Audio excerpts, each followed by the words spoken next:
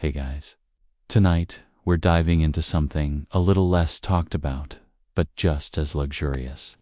The ancient Egyptians and their love for perfume. Yes, perfume.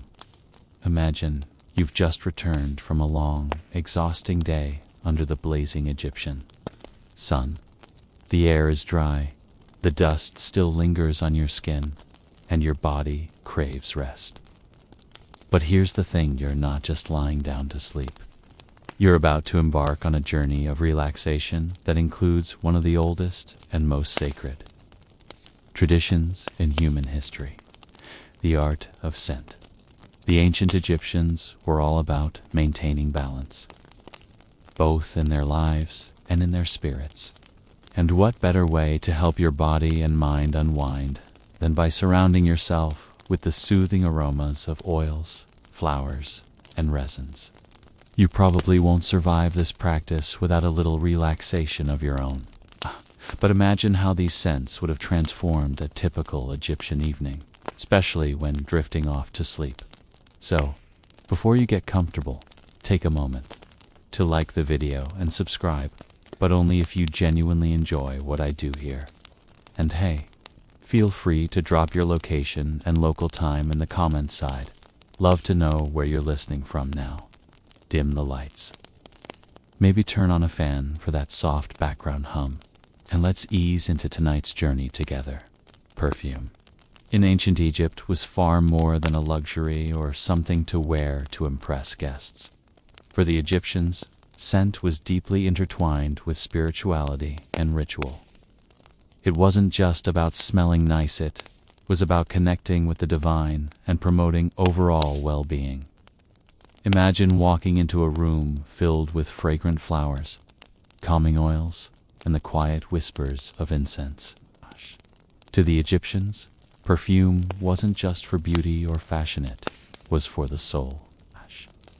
And this spiritual connection to scent extended far beyond the daily routines. It was especially critical in moments of relaxation, and most importantly, during sleep. For the ancient Egyptians, sleep was considered a sacred act. It was a time of rejuvenation, not just for the body, but for the soul. The perfect sleep was believed to restore the person's spiritual and physical balance and to aid in their journey through the afterlife. And what better way to assist that process than by filling the air with the calming and divine fragrances of nature? Historians still argue whether the ancient Egyptians truly believed that scents had divine power, or whether they were simply symbolic of the higher spirit. Imagine you're strolling through the fragrant gardens of ancient Egypt, with the warm desert air carrying the sweet scent of flowers and spices. As you approach a perfumer's stall, the air grows thicker with the rich aroma of crushed herbs, resins, and oils. The ancient Egyptians were pioneers in the world of scent, and the birth of perfume as we know it was almost entirely their doing. Perfume in ancient Egypt wasn't just for personal pleasure. It was deeply connected to the divine, the spiritual, and the magical. Perfume wasn't seen merely as a luxury for the wealthy. It had profound spiritual meaning. It was believed that every scent carried a certain power, one that could affect your emotions, your health, and even your fate. Imagine walking into a room with the delicate scent of frankincense filling the air. It wasn't just pleasing to the senses. It was thought to carry the very essence of the gods. To the Egyptians, scent was not just a tool for physical relaxation or beauty, it was an essential part of their spiritual world. In ancient Egypt, perfume was also a form of prayer. Incense and oils were used during religious ceremonies to honor the gods, and the right fragrance was thought to attract the gods' favor. So, when the Egyptians created their perfumes, they weren't just making a sweet-smelling product. They were crafting an offering to the divine. Historians still argue whether the Egyptians saw perfume as an actual form of spiritual communication, or if it was simply part of the rituals meant to enhance the sacred atmosphere. But what's clear is that they believed in the profound effect scents had on their relationship with the divine. In temples, priests would often burn incense to create an atmosphere of devotion, allowing them to connect with the gods. Thus, smoke would rise to the heavens, carrying their prayers and offerings with it. But perfume was also a private act, something used in daily life to promote both physical and mental well-being. After all, you wouldn't want to face a long day without the calming effects of a good, aromatic oil to keep you centered, right? Egyptians didn't just use perfume to relax, though. They used it to fortify themselves against illness, bad luck, or even bad dreams. The Egyptians believed that bad spirits could be repelled by certain scents, and they frequently used perfumes and oils to cleanse spaces, bodies, and even their minds. Picture yourself in an ancient Egyptian workshop, surrounded by jars of resins, oils, and crushed herbs. You can hear the soft clink of glass containers and the faint hum of the perfumer working with precision. In this small, aromatic space, the creation of perfume was a highly skilled craft. The Egyptians didn't just throw together a few ingredients. They carefully extracted and combined natural elements to create scents that were not only pleasant, but believed to have a deeper spiritual and physical purpose. The art of extracting perfumes started with gathering ingredients from both the natural world and the sacred realms. Flowers such as jasmine, lotus, and lily were among the most prized, filling the air with soft, sweet scents. But it wasn't just the fragrant petals of flowers that the Egyptians relied on. They used a wide range of materials, from resins like frankincense and myrrh to oils from almonds and olives. Frankincense and myrrh were especially important, as they were considered sacred substances, often burned as incense in temples to honor the gods. To extract these precious oils and resins, Egyptians used a variety of methods. One of the most common methods was pressing, which involved crushing flowers or plants and extracting their oils. In fact, some perfumes were created through a process known as maceration, where flowers or herbs were soaked in oils to release their essence. However, one of the most intriguing methods involved distillation, a process that would later become well known in other cultures. The Egyptians used simple distillation techniques to draw out the essence of plant materials, especially flowers and herbs, which would then be mixed with oils to create the final perfume. This was no quick process. Each bottle of perfume was a product of patience and meticulous attention to detail. Historians still argue about how advanced these extraction methods were. Were the Egyptians pioneers in distillation, or did they only use basic techniques like pressing and maceration? Some scholars believe that they were indeed early innovators, using methods that would later be refined by other civilizations, such as the Greeks and Romans. Others suggest that the Egyptians primarily relied on the pressing and soaking methods, which, while effective, did not require the advanced distillation method. Now that we've explored how the Egyptians gathered their ingredients and began the process of extracting and blending their perfumes, let's talk about the most important part of the process: oil. Oils were not only the base for most Egyptian perfumes, but were also believed to be the carriers of divine properties. The Egyptians weren't content with just smelling good. They wanted their perfume to serve a higher purpose, to soothe the body, protect the soul, and even enhance their spiritual connection to the gods. Egyptian perfumes were almost always oil-based rather than alcohol-based as we use today. This wasn't just a matter of personal preference. Oils were considered to be more effective at trapping and holding the powerful scents of flowers, resins, and herbs.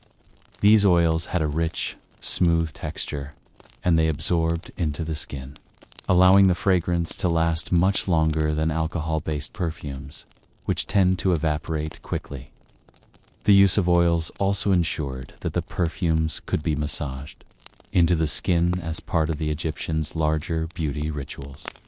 After all, skin care and self-care were deeply integrated with religious and spiritual practices. So the act of applying perfume was as much about honoring the body as it was about soothing the mind. The most common oils used in Egyptian perfumes were derived from plants like olive oil, almond oil, and sesame oil. These oils were rich in vitamins and nutrients, making them excellent for moisturizing the skin, but they were also believed to have healing properties. It's no surprise that oils were often used as the foundation for other beauty treatments as well, including massages and skin treatments. For the Egyptians, these oils weren't just beautifying, they were nourishing and protective, keeping the skin healthy and the spirit at peace. But there was more to the oils than just their practical uses.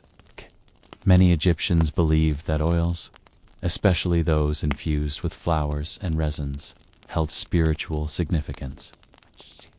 The oils were thought to embody the essence of the plants they were made from, creating a direct link to the divine. For instance, frankincense oil was seen as a link to the gods themselves, often used in religious ceremonies to purify spaces and bring about protection. Similarly, myrrh oil was associated with healing and was often used in the embalming process, as it was thought to preserve the body for the afterlife. These oils weren't just luxuries, they were tools for divine communication, as the Egyptians perfected their oil-based perfumes. They understood the importance of blending different scents. Each scent had its own unique effects. Some were calming and relaxing, others were invigorating or uplifting. The sweet, delicate scent of lotus flowers could ease your mind and prepare you for sleep, while the rich, earthy aroma of cedarwood could help ground your thoughts and protect you from harmful. Now that we've explored the oils and their significance in Egyptian perfume making, let's take a look at how these fragrances were woven into the larger fabric of Egyptian beauty rituals, particularly before sleep. Sleep was considered an essential time for the body and soul to reset and rejuvenate, and the Egyptians believed that the right scents could aid in this process, helping them achieve the perfect balance between the physical and spiritual realms. The act of applying perfume wasn't just about looking or smelling good, it was a deeply ingrained ritual. The Egyptians used fragrance to prepare themselves for sleep, believing that the calming scents would not only help them relax, but also protect them during their slumber.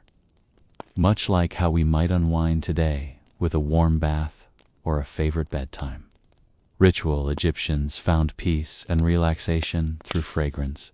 Perfume would often be applied before bed, massaged gently into the skin, especially on areas like the wrists, neck, and temples. These areas were seen as gateways to the soul, so the Egyptians took care to anoint them with oils and perfumes to ensure a peaceful and restful sleep. The act of applying perfume could also be seen as a spiritual preparation, a way to align the body with the divine and ensure protection during the night. Some of the most common fragrances used for sleep included jasmine, lavender, and lotus, all of which were thought to have calming effects on the mind and body. But the Egyptians didn't just rely on perfumes to aid sleep, they had a whole host of other relaxing practices. Cool. Incense was burned to create an atmosphere of tranquility, and music, soft and calming, would play in the background to ease the mind into rest.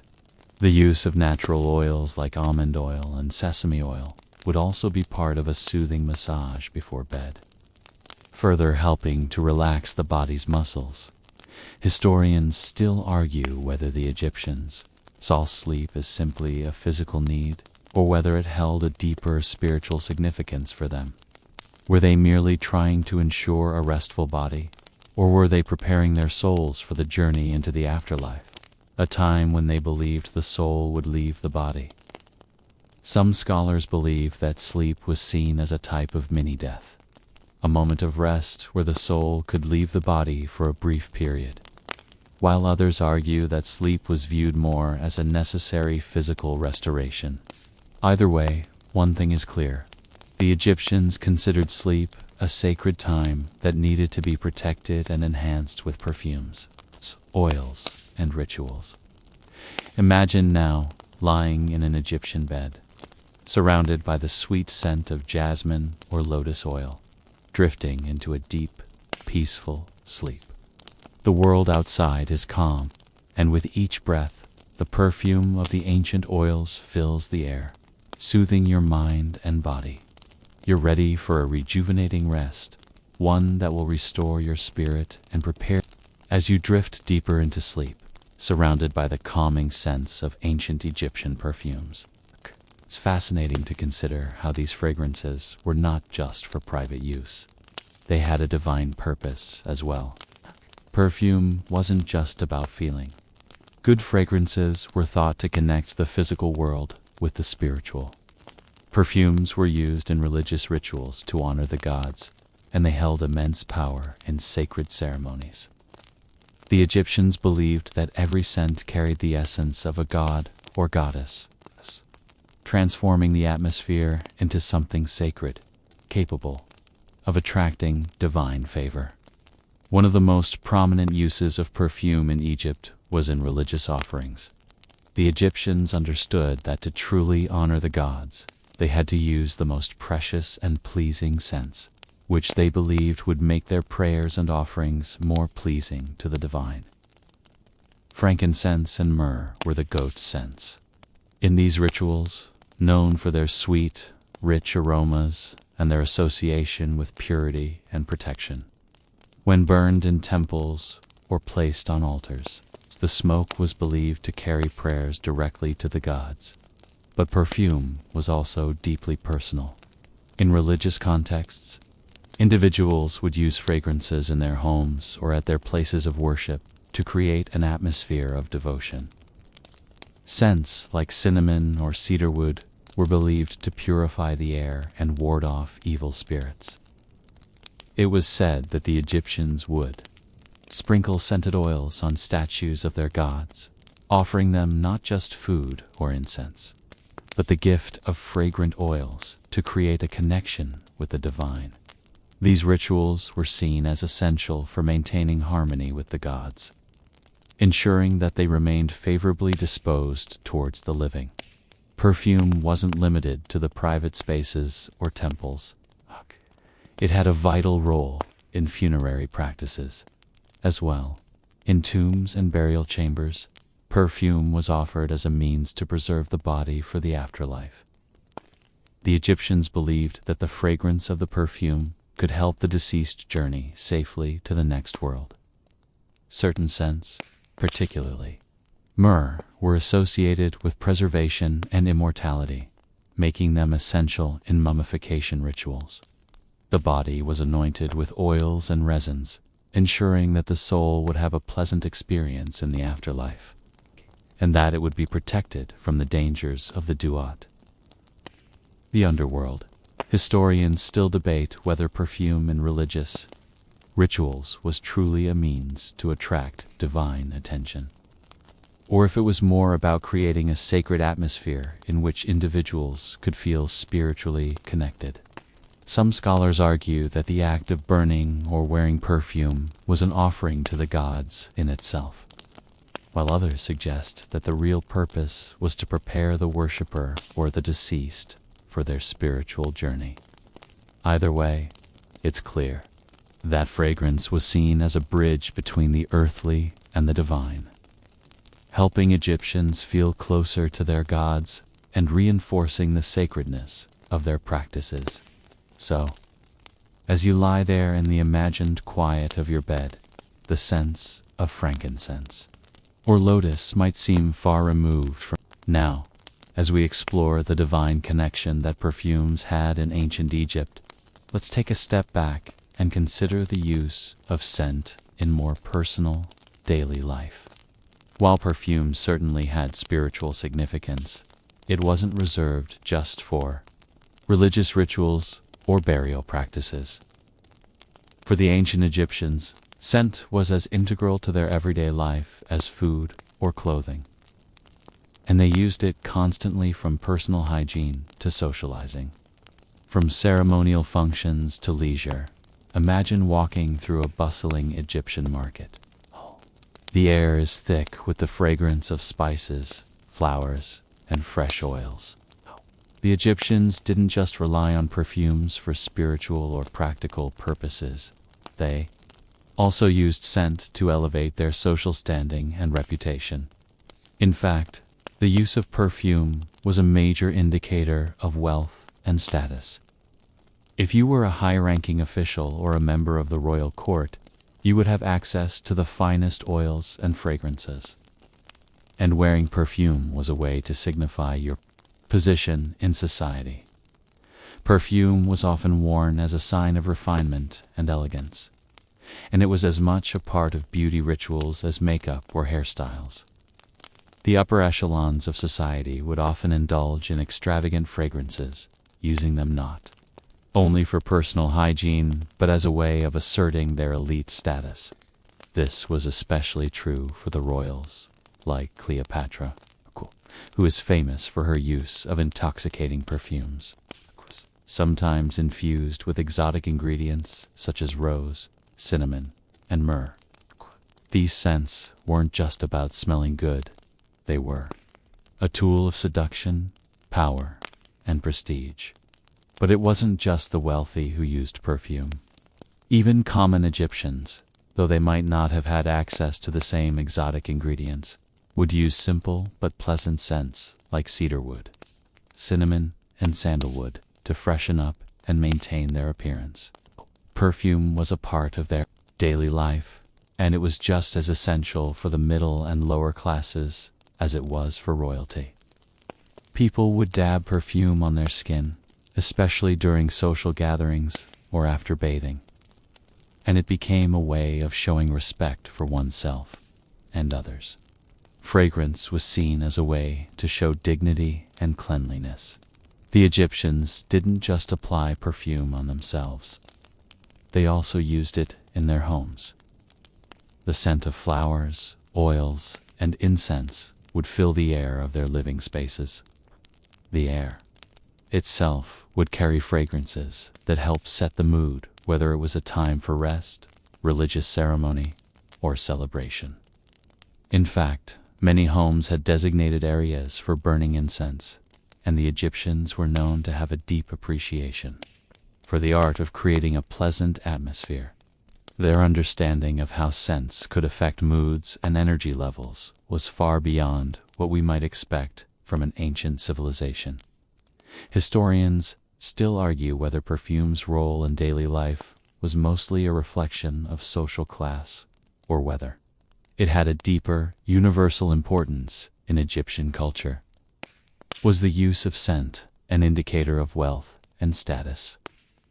Or was it truly about creating a balanced spiritual? Now that we've explored how perfume played a role in both the spiritual and social aspects of Egyptian life, let's zoom in on the specific fragrances that were most beloved by the ancient Egyptians, some of which might even surprise you. These perfumes weren't just about pleasant smells. Each fragrance had a unique significance, believed to affect the mind, body, and soul in various ways.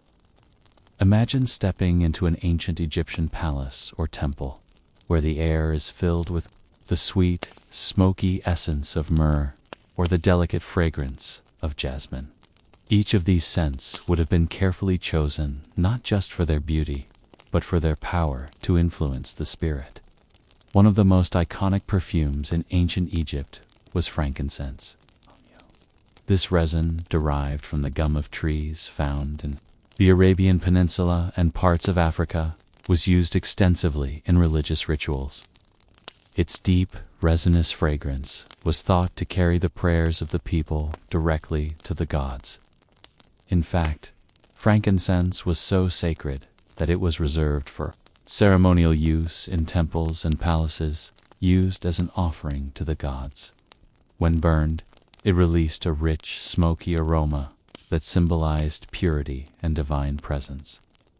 Frankincense was also used in burial rituals, often placed in tombs to help the soul navigate the afterlife. Further cementing its association with spiritual protection, myrrh was another important fragrance in Egyptian life. Like frankincense, myrrh was used in religious ceremonies, but it also had significant medicinal properties. The resin from the myrrh tree was used to treat wounds and ailments, and it was even employed in the mummification process. The rich, earthy scent of myrrh was believed to have purifying qualities and was often associated with the goddess Isis, who was connected to healing and protection. This powerful scent wasn't just for the divine, it was for the living as well, to protect them from harm and ensure their safety and health. But it wasn't all about heavy, earthy resins. The Egyptians also loved floral scents, with jasmine being one of the most prized flowers. Jasmine's delicate, sweet fragrance was used in perfumes meant to promote relaxation and serenity, perfect for winding down at the end of a long day. Jasmine was believed to have calming effects on the body, soothing the nerves and promoting restful sleep. Imagine preparing for sleep in an ancient Egyptian home. The night air filled with the sweet scent of jasmine. Nothing could be more peaceful or inviting. Lotus flowers were also highly valued, particularly the blue lotus. This flower, which grew in Egypt's Nile River, was associated with rebirth and spiritual awakening. Its subtle fragrance was often used in perfumes and incense to enhance spiritual rituals and promote calmness. The blue lotus was symbolic of the sun, representing light, life, growth qualities that the Egyptians hoped to bring into their own lives through the use of such powerful fragrances. The flower scent, which was light and slightly sweet, would have been a perfect companion to evening rituals or sleep. Historians still debate the significance of certain fragrances in ancient Egyptian culture. Were scents primarily used for their medicinal or relaxing properties, or did they serve a more symbolic purpose, tied to the gods and the afterlife? Some scholars argue that each fragrance had a spiritual meaning, tied to specific deities or beliefs, while others suggest that the perfumes were more about creating a sensory experience and atmosphere of peace, luxury, and connection to the divine. Either way, it's clear that the ancient Egyptians saw scent as far more than just something to make the air smell nice. It was an essential part of their religious, social, and spiritual lives. So, imagine yourself surrounded. Let's take a deeper look now at how the ancient Egyptians stored and displayed their perfumes. Because, of course, in a culture that valued beauty and sacred rituals as much as the Egyptians did, presentation was key. Perfumes were not just concoctions hidden in jars, they were treasures, often housed in beautiful containers that reflected the importance of the fragrance inside. These bottles were works of art in themselves, showcasing the craftsmanship and aesthetic sensibilities of the ancient Egyptians. Perfume bottles came in all shapes and sizes, often made from materials such as glass, pottery, and precious metals like gold and silver. The artistry involved in creating these containers was as intricate as the perfumes they held. Some bottles were small, portable, and designed for personal use, while others were larger and meant for display in temples or tombs. The Egyptians paid careful attention to the design, as they believed that beauty and elegance in the external world reflected the purity and power of the spiritual world. One of the most famous types of perfume bottles from ancient Egypt were those made of faience, a type of glazed ceramic material that was popular in Egyptian jewelry and crafts. These faience bottles were often decorated with intricate designs, including hieroglyphics, animal figures, or geometric patterns. The use of faience was particularly symbolic. This blue-green material was thought to represent the Nile and the heavens, and was often associated with life, death, and rebirth. When used in perfume bottles, faience was more than just a decorative element. It was a spiritual symbol, enhancing the sacred purpose of the fragrance it contained. The lids of these perfume bottles were often just as elaborate as the containers themselves. Many perfume bottles were topped with stoppers shaped like the heads of animals, gods, or even pharaohs. These stoppers weren't just decorative, they were thought to protect the precious contents inside, keeping them pure and potent. Some historians believe that the shape of the stopper could also have symbolic meaning, offering spiritual protection to the wearer or user. For instance, a stopper shaped like the head of a lion or a falcon could symbolize strength, protection, or divine favor. Perfume bottles were often placed in tombs with the deceased, signifying the importance of scent in the afterlife. The Egyptians believed that scent could provide comfort and protection to the deceased in their journey through the underworld, ensuring that they would reach the afterlife safely. Some tombs even contained special perfume bottles filled with resins and oils to help preserve the body of the deceased, showcasing the multi-layered importance of perfume in both the living and the dead's journey. But what about everyday life? How did the Egyptians store their perfumes when not in use? For the wealthy, it was common to keep perfume in special cosmetic boxes or personal cabinets in their homes. These were often intricately designed with decorative elements such as gold leaf, precious stones, and hieroglyphic inscriptions. Many of these boxes were found in tombs, hinting that Egyptians considered their perfumes to be treasures that should be cared for and protected. Perfume wasn't something to be tucked away in a drawer. It was an art, a treasure, and a part of daily life that deserved to be celebrated. Historians still debate how much the beauty of the perfume containers influenced the Egyptians' appreciation of the fragrances themselves. Some argue that the elaborate design of the bottles reflected the Egyptians' belief in the sacredness of. As we drift further into the story of perfume in ancient Egypt, let's take a moment to consider the most famous Egyptian perfume wearers, those royal figures, who made scents an essential part of their daily lives. Cleopatra, the last pharaoh of Egypt, is perhaps the most famous of all. Her name is still synonymous with luxury, seduction, and, of course, perfume. The perfumes she wore were legendary, often said to be so intoxicating that they could captivate anyone who came close. But what were the secrets behind her famously alluring scents? Cleopatra didn't just wear any perfume, she wore scents designed to mesmerize and control, often incorporating exotic ingredients that were both rare and expensive. One of her favorite fragrances was made from jasmine, a flower prized for its sweet, floral scent. Jasmine was associated with love, beauty, and sensuality, and it's said that Cleopatra used it to ensure her allure, especially in her infamous meetings with Julius Caesar and Mark Antony. Her perfumes were created to not just please the nose, but to project power, control, and divine favor. By wearing these exotic and divine scents, Cleopatra wasn't simply trying to smell nice.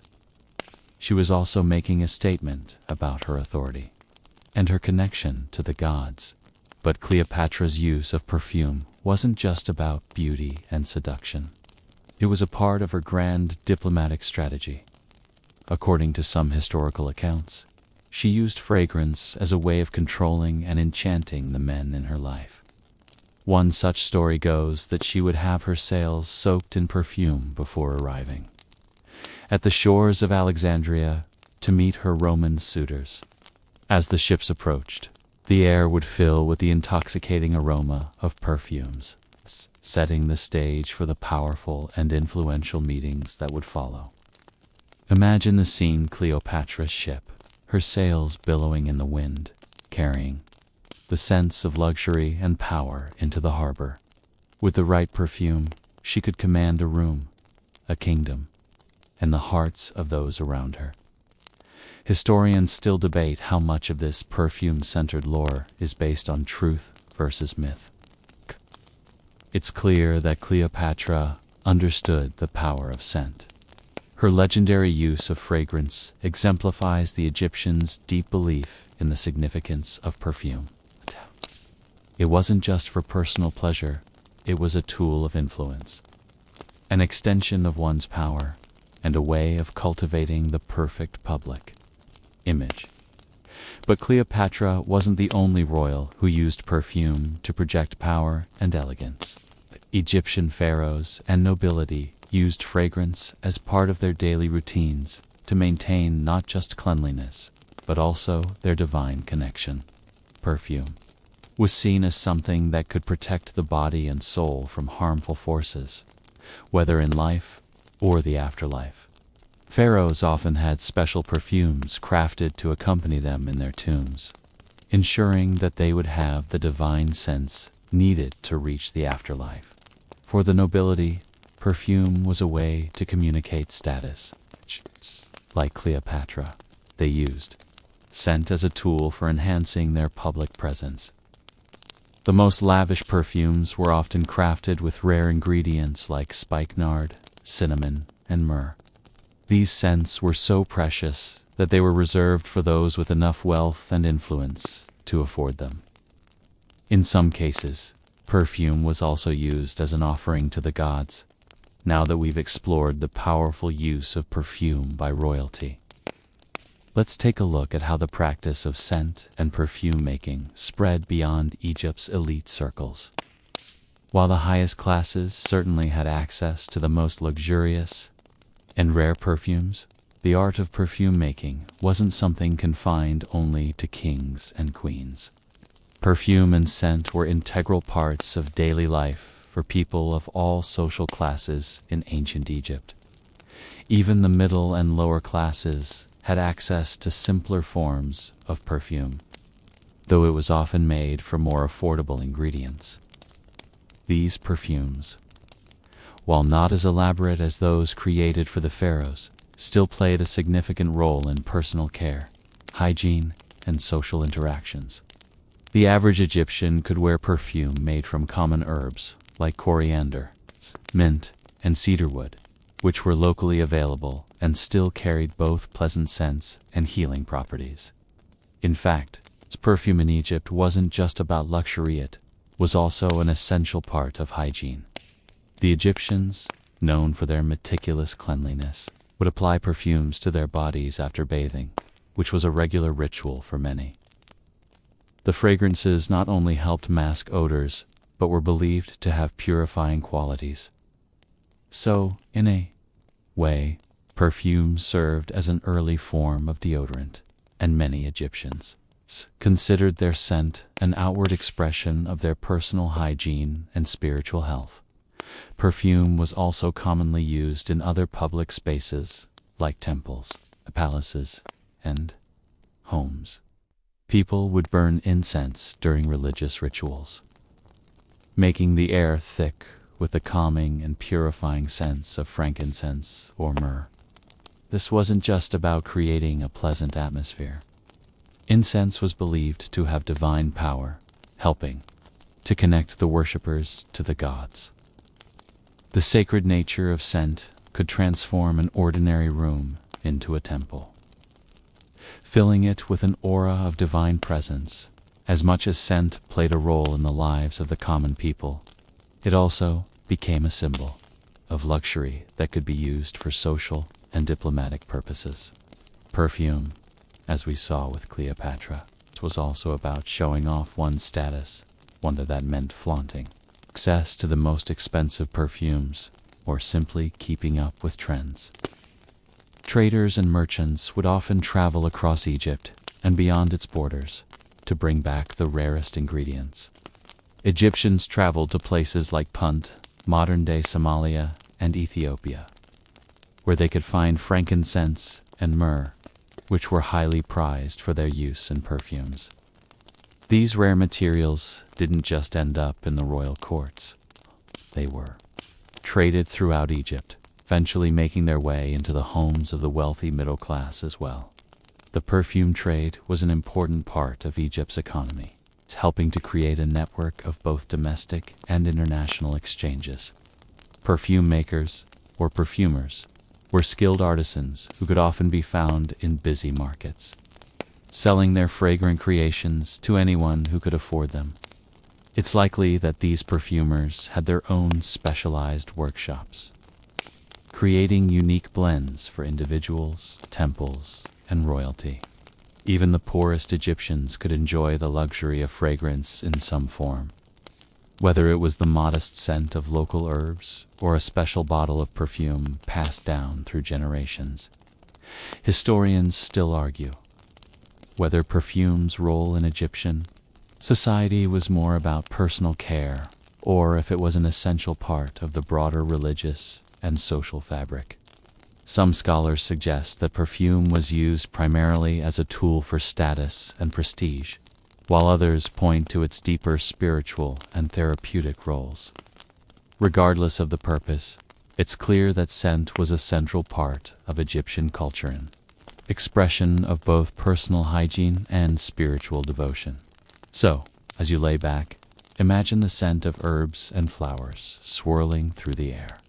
As the ancient Egyptians went about their daily lives, each scent contributing to their sense of well-being and connection to the divine. Now that we've explored the role of perfume in everyday Egyptian life, let's take a moment to reflect on its lasting influence. The legacy of Egyptian perfume making didn't just fade away with the fall of their empire. In fact, the art of perfume creation and the use of scent spread far beyond Egypt, influencing cultures across the Mediterranean and the Near East. The Egyptians were pioneers, and their methods of extracting and blending perfumes became the foundation for perfume cultures that thrived for centuries. As perfume made its way through trade routes, it captured the attention of neighboring civilizations like the Greeks and Romans. Both of these cultures admired Egyptian perfume-making techniques and integrated them into their own beauty rituals. The Greeks, especially, were fascinated by the Egyptians' use of scent for spiritual and therapeutic purposes. Greek philosophers and physicians like Hippocrates and Galen acknowledged the healing properties of scents, borrowing from Egyptian practices and expanding on them. The use of perfume as both an art form and a method of personal care quickly became a cultural staple. Roman society, which was heavily influenced by Egyptian customs, took things a step further. Roman emperors and aristocrats would commission vast quantities of perfume, often using it in large quantities during their extravagant banquets, baths, and festivals. Roman perfume makers, many of whom were trained by Egyptian artisans, began to refine the art of scent making. They developed new techniques of distillation and blending, improving upon Egyptian methods. However, no matter how the Romans adapted and changed, Egyptian perfume culture remained the gold standard of luxury and opulence. Interestingly, while perfume spread to the West, Egypt never lost its status as a hub of perfume trade and production.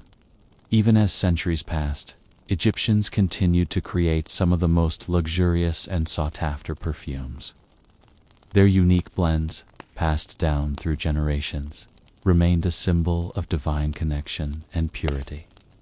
In fact, Egyptian-style perfumes continued to be used in religious ceremonies and for personal use in various cultures. The scents that once filled Egyptian temples found their way into the incense of Christian churches, the palaces of Persian kings, and the courts of Byzantine emperors.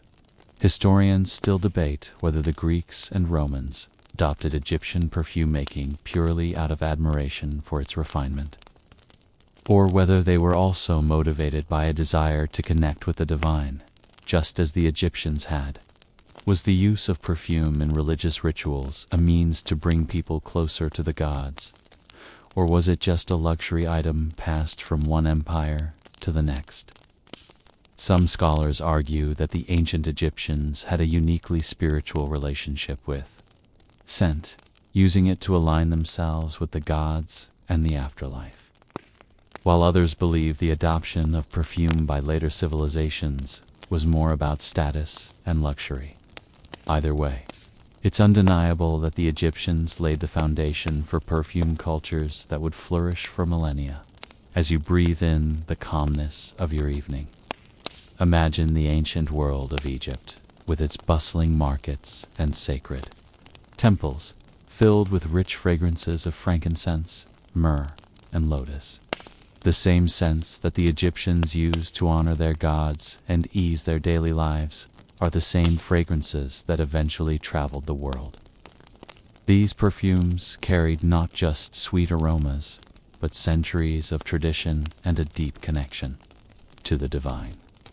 They were more than just luxuries. They were a bridge between the physical world and the sacred, and they continue to influence the world of scent even today.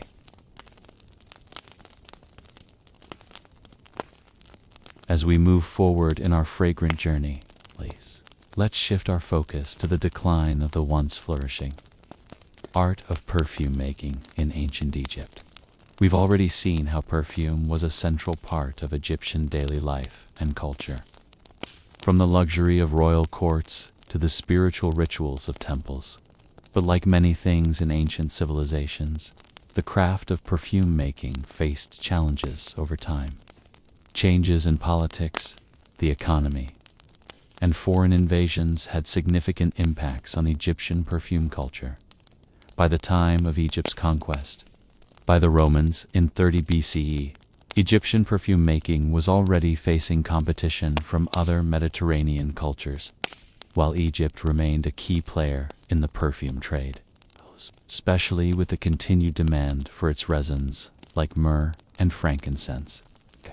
The Greeks and Romans had begun to develop their own perfume-making methods. As the Roman Empire expanded, they introduced new techniques for perfume production, refining distillation methods and experimenting with other ingredients. Over time, this led to a shift in the perfume industry, and Egyptian perfume making was no longer the only standard of luxury. But the decline wasn't just about the rise of Roman methods. Internal struggles within Egypt also played a role in the disruption of traditional perfume production. With Egypt's political instability and changing rulers, economic and cultural shifts took a toll on various craft industries, including perfume making. The once thriving workshops of master perfumers began to dwindle, and the sacred art of scent making, which had once been passed down through generations, began to lose its prominence. The focus shifted, and perfume was no longer at the forefront of Egyptian culture in the same way it once was. Historians still argue about how much Egypt's perfume culture was truly affected by these shifts. Some suggest that the Roman influence and the evolution of perfume-making techniques led to a decline in Egyptian production, while others believe that Egypt's perfume industry was already starting to decline before the Romans arrived. Is clear, however, is that over time, Egyptian perfume making was no longer the dominant force it once had been. The art of scent had evolved and expanded, and although Egyptian fragrances remained highly valued, the empire's unique perfume culture began to fade. Yet, despite this decline, Egyptian perfume traditions never completely disappeared. While Egyptian perfume makers may have lost their position of dominance, they still influenced the perfume-making techniques of future civilizations. The use of natural oils, resins, and flowers continued to inspire perfume production in places like Greece, Rome, and beyond. Even though the golden age of Egyptian perfume culture had passed, the legacy of their perfumes continued to permeate through history, influencing the perfume industries of later cultures. So, as you rest here tonight, think about how scents can carry the weight of history. The same perfumes that once graced the courts of Cleopatra and filled the temples of Egypt are still a part of our world today, influencing modern fragrance making. These ancient scents, which once helped Egyptians relax before sleep, connect with the divine, and celebrate life, continue to be a part of our rituals, proving that the art of scent truly has a timeless nature. Surviving through centuries of change, now that we've witnessed the rise and eventual decline of Egyptian perfume making, let's turn our attention to how this ancient practice continues to influence the world today. The Egyptian mastery of fragrance, their unique blends of resins, oils, and flowers, laid the foundation for the global perfume industry we know now. Although the peak of Egyptian perfume making passed centuries ago, its techniques and cultural significance have not only survived, but continue to inspire modern PERF. The legacy of ancient, key Egyptian perfumes can be seen in many ways. First, there is the continued use of myrrh and frankincense in modern fragrance. These two resins, which were so deeply ingrained in Egyptian culture for their spiritual and medicinal properties, still appear in contemporary perfumes today.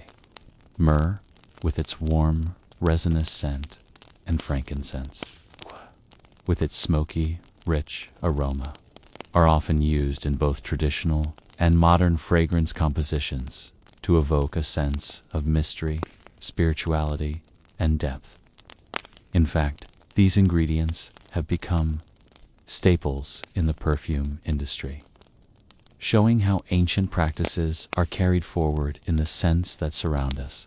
But it's not just about the ingredients themselves.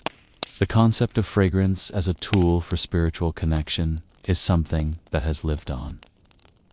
Much like the ancient Egyptians used perfume to elevate their rituals and bring them closer to the divine, many modern cultures continue to use scent for similar purposes. For example, in religious ceremonies or meditative practices, incense and aromatic oils are still burned to create a sacred atmosphere. The very act of lighting incense to create a calming environment, whether for prayer, meditation, or simply relaxation, echoes the Egyptian practice of filling their temples with sacred fragrances to honor the gods. Historians still debate how much of the use of incense and perfume today can be directly attributed to Egyptian influence. Some scholars suggest that many perfume traditions from other ancient civilizations, such as the Greeks and Romans, were inspired by Egyptian methods, while others believe that these practices evolved independently in different regions, regardless of the origins. It's clear that the fundamental connection between scent and spirituality that the Egyptians cultivated has persisted, influencing religious and spiritual practices around the world. Perfume in the modern world has also become a luxury item, much as it was in ancient Egypt. High-end perfume brands continue to draw from Egyptian-inspired ingredients and use the concept of perfume as a symbol of status, beauty, and elegance. Just as Cleopatra used her intoxicating fragrances to capture the attention of powerful men, modern celebrities and influencers use perfume as part of their public image, selling not just a scent, but an entire lifestyle of luxury. The idea that Fragrance can elevate one's social standing is as relevant today as it was in the courts of ancient Egypt, of course. In the modern world, we have far more advanced methods of creating and distributing perfume. The Egyptians relied on basic distillation and pressing techniques. Perfumers used cutting-edge technology to extract and combine scents.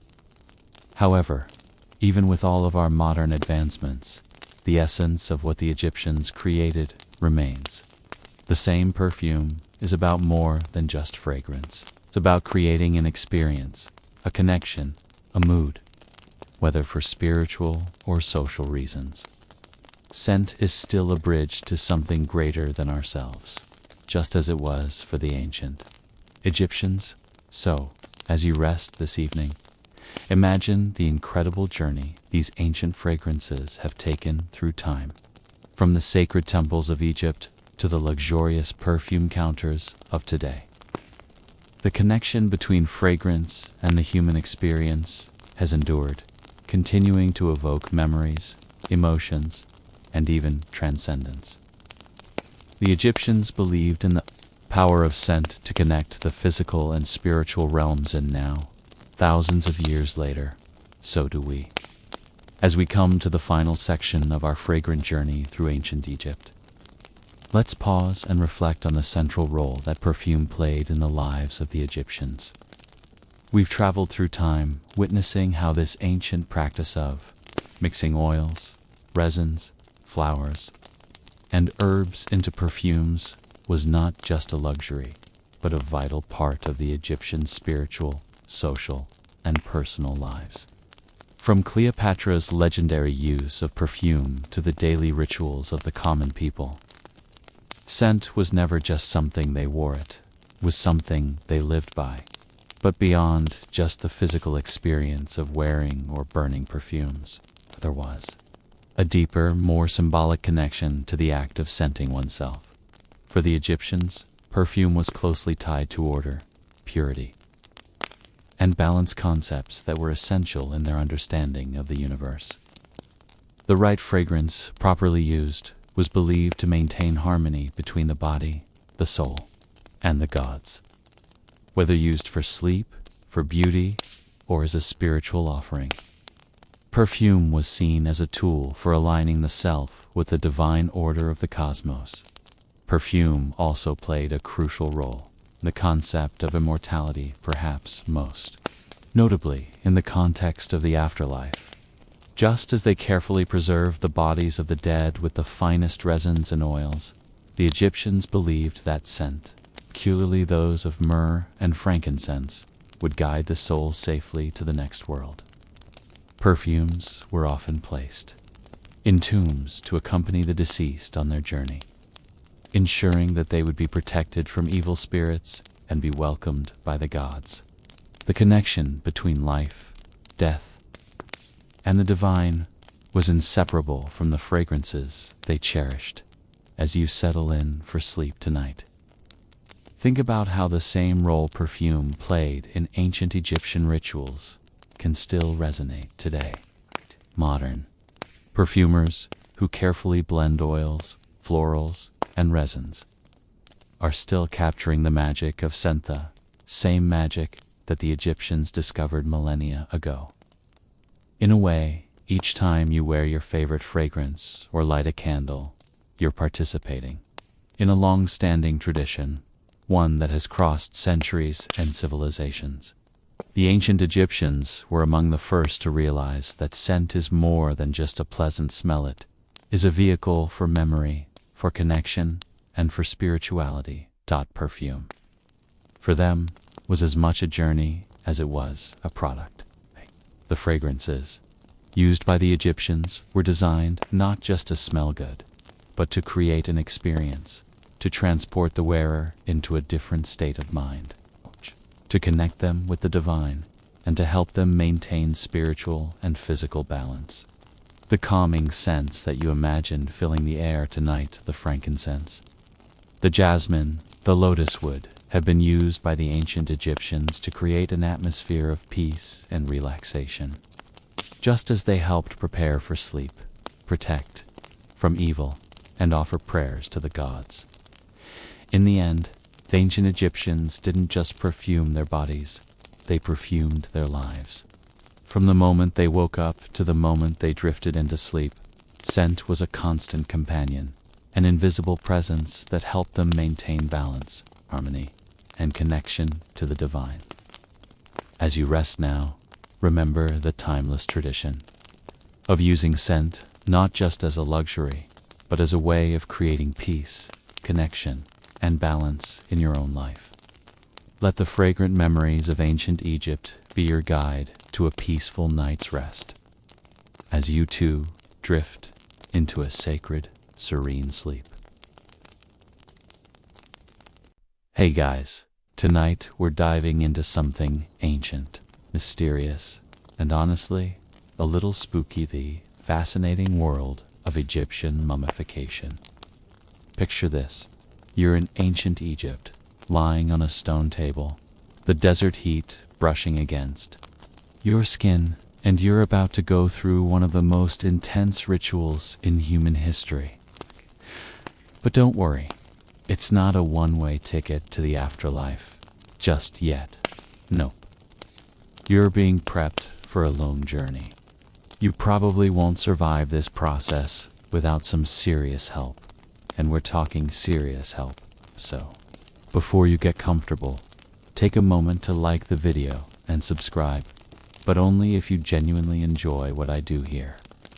And feel free to post your location and local time in the comments.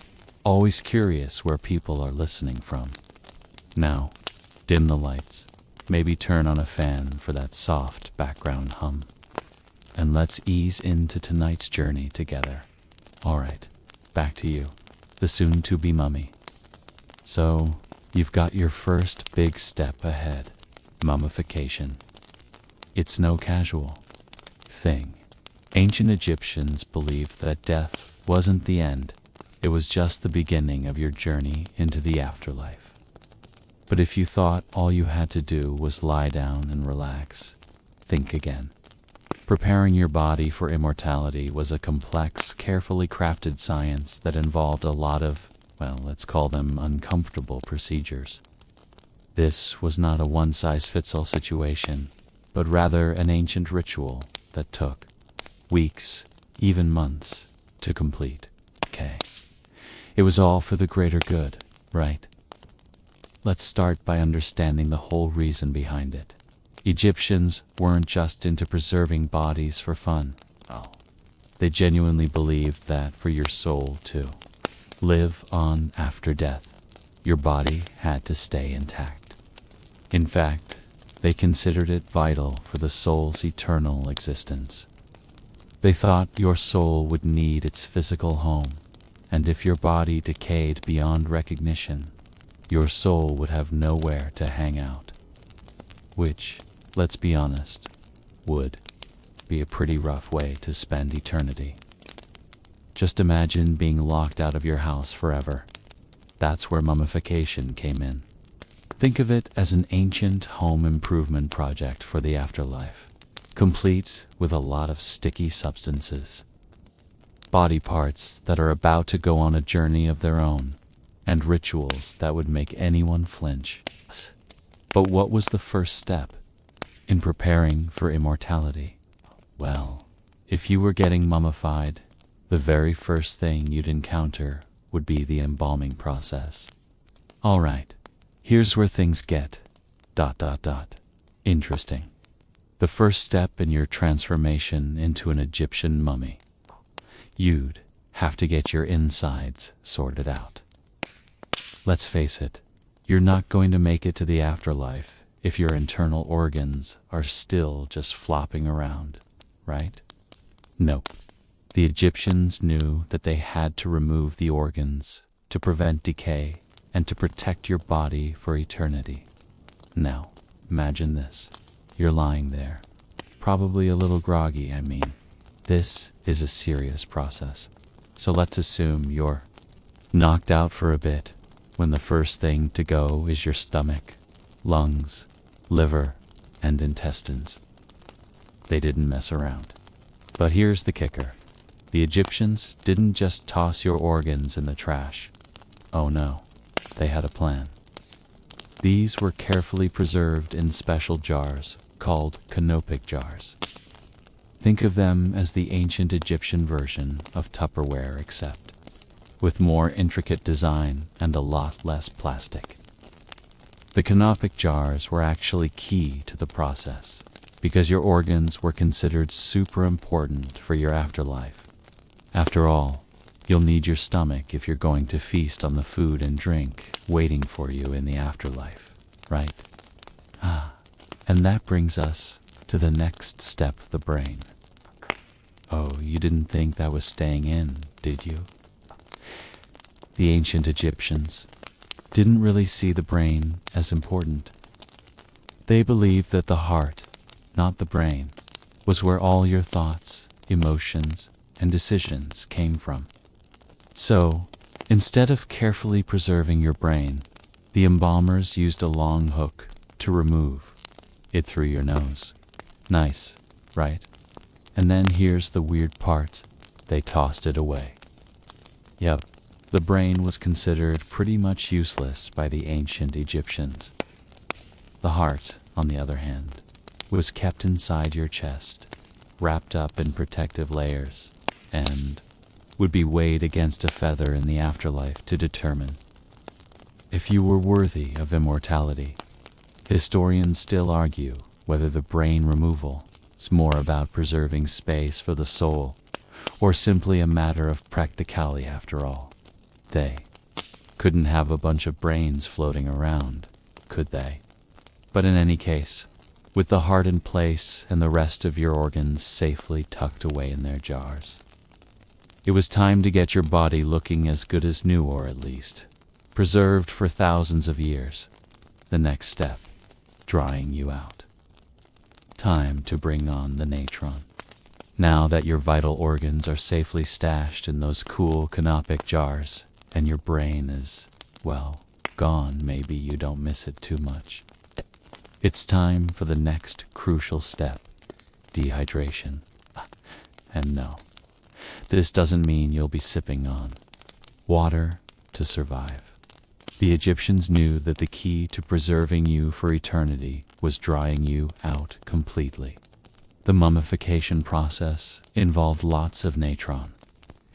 What's natron, you ask? It's a naturally occurring mixture of sodium carbonate, sodium bicarbonate, and salt that acted as an ancient desiccant. Think of it as the ancient Egyptian equivalent of those little silica gel packets you find in shoes. The Egyptians used natron to draw out all the moisture from your body. And they weren't just sprinkling it here and there. They'd actually pack your body with it, inside and out. They would cover you in a thick layer of natron for around 40 days. That's over a month of you being buried in salt and drying out like a raisin left out in the sun. Not exactly the spa treatment you were hoping for, right?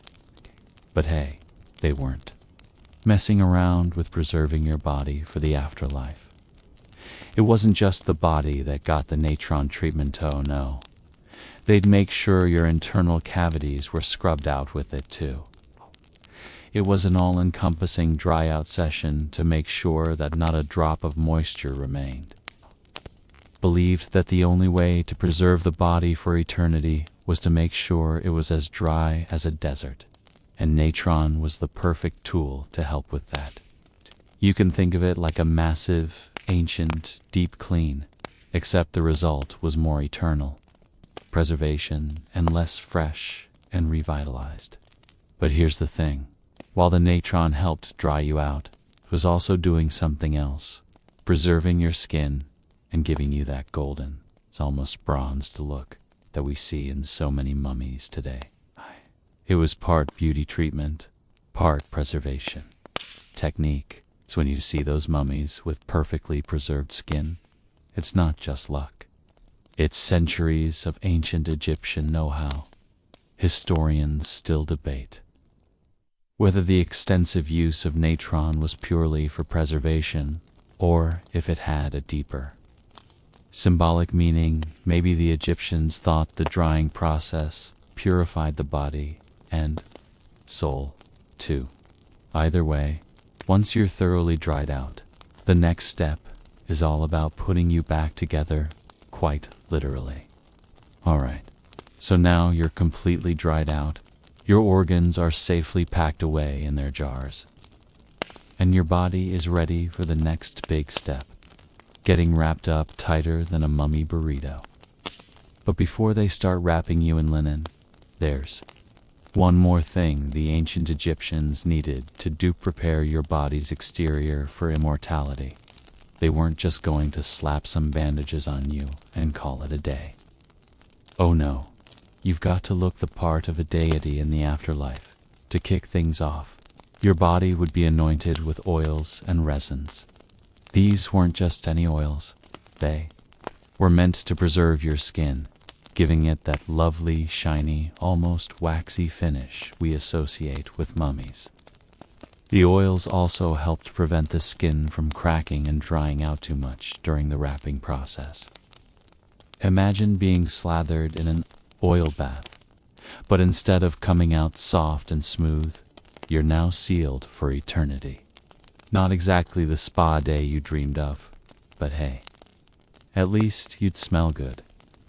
Once the oils and resins were applied, they'd move on to the real wrapping part.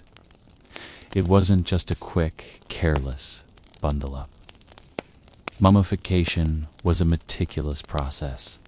The embalmers would start wrapping your body with linen strips, making sure every inch of you was carefully covered. And this wasn't just a random act of wrapping, it was done with intention.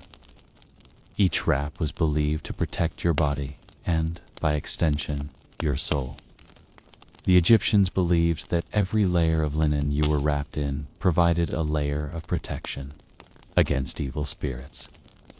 So, you were wrapped and wrapped and wrapped some more around and around. Your body went until you were a mummy-shaped bundle of linen, but they didn't stop there. Oh no.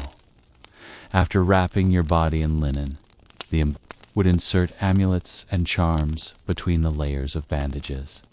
These were little magical items designed to protect you on your journey to the afterlife and to ward off any pesky evil spirits who might want to interfere with your soul's quest for immortality. Some of these amulets were meant to protect your heart, which was already preserved inside you. Others were meant to safeguard your intestines, which, you remember, are safely tucked away in their canopic jars. Each item had a purpose, and each purpose was all about keeping you safe. For eternity, historians still debate how much of the wrapping process was rooted in religious ritual versus practical preservation. Did the linens serve a more spiritual purpose, or were they just functional, ensuring that your body stayed intact for thousands of years?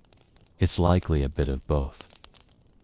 Either way, by the time they're done, you're no longer a person, you're a perfectly preserved body, ready to begin your journey into the afterlife.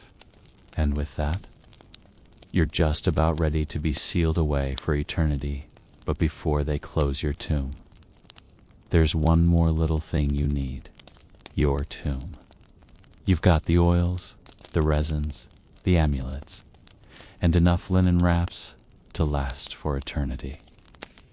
Now, it's time for the final step in your journey to immortality: the tomb. You're not going to just get buried in a random spot in the sand. Oh no, the Egyptians took their tombs seriously. You were headed to a sacred space that would be your eternal resting place. But here's the thing, getting a tomb ready for you was no small feat. It wasn't just about plopping your body inside and calling it a day. No, it was all about preparing you for the afterlife, and that meant setting up a proper home, one that would provide for you, keep you safe, and ensure that you wouldn't get lost along the way. Most ordinary Egyptians were buried in simple tombs. But if you were a pharaoh, priest, or high-ranking official, you were looking at something a lot more extravagant. Think pyramids. The tomb would be your final resting place, but it was also seen as a kind of gateway to the afterlife. The Egyptians believed that in order to travel to the next life, you had to be in the right place, with the right supplies, and a proper structure to guide you through the process. Once you were laid to rest in your tomb, the embalmers didn't just leave you there in peace. They sealed the tomb carefully to ensure no one could disturb your eternal slumber. But this wasn't just a case of stacking some stones over your burial site. The tomb would be decorated with images and inscriptions designed to help you navigate the afterlife. Picture this: your tomb walls covered with scenes of daily life, gods, and even maps of the afterlife. It was like an ancient guidebook, helping you figure out what you'd need to do to successfully reach the afterlife and become one with the gods. But there's more. The Egyptians believed you'd need all sorts of items for the journey ahead. This is where those canopic jars with your organs came in hand, along with the offerings of food, jewelry, and other items placed in your tomb. It was all about making sure you had everything you needed for the long trip, and that your body and soul would be well cared for in the afterlife. After all, the last thing you'd want is to reach the afterlife and realize you forgot your favorite snacks. Historians still argue over how much the tomb and its contents affected the spiritual beliefs of the Egyptians. Was the tomb merely a physical home for the body, or did it represent something deeper, like a connection to the divine? It's likely that both ideas were true after all when you're preparing for eternity. You want to make sure that you've covered all your bases, and so, with everything in place, you're ready for the final journey to the afterlife. But the mummification process wasn't done just yet. There was one more detail to take care of before your body could rest peacefully in your tomb. This was where the magic came in. So, your body is sealed in a tomb, packed with treasures. Your organs are neatly tucked into their special jars, and the walls of your final resting place are covered with images to guide your spirit through the afterlife. But there's still one thing the Egyptians weren't leaving to chance: the magical protection that would ensure you actually made it to the afterlife, without getting waylaid by evil spirits or nasty roadblocks. Enter the magic of amulets, spells, and other divine protections. The ancient Egyptians were serious about magic. They believed that the afterlife was full of challenges, dark forces, hungry gods, and even your own fear of being lost forever. That's why they didn't just leave you with a simple tomb and a bunch of organs in jars. They packed you with amulets, charms, and magical objects to make sure you could survive the perilous journey and avoid any pesky curses or pitfalls that might come your way. Some of these amulets were placed inside your wrappings, while others were tucked into your tomb itself.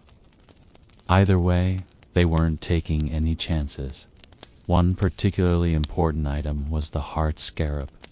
This little amulet was meant to protect your heart, which, remember, was thought to be the seat of your soul and your consciousness.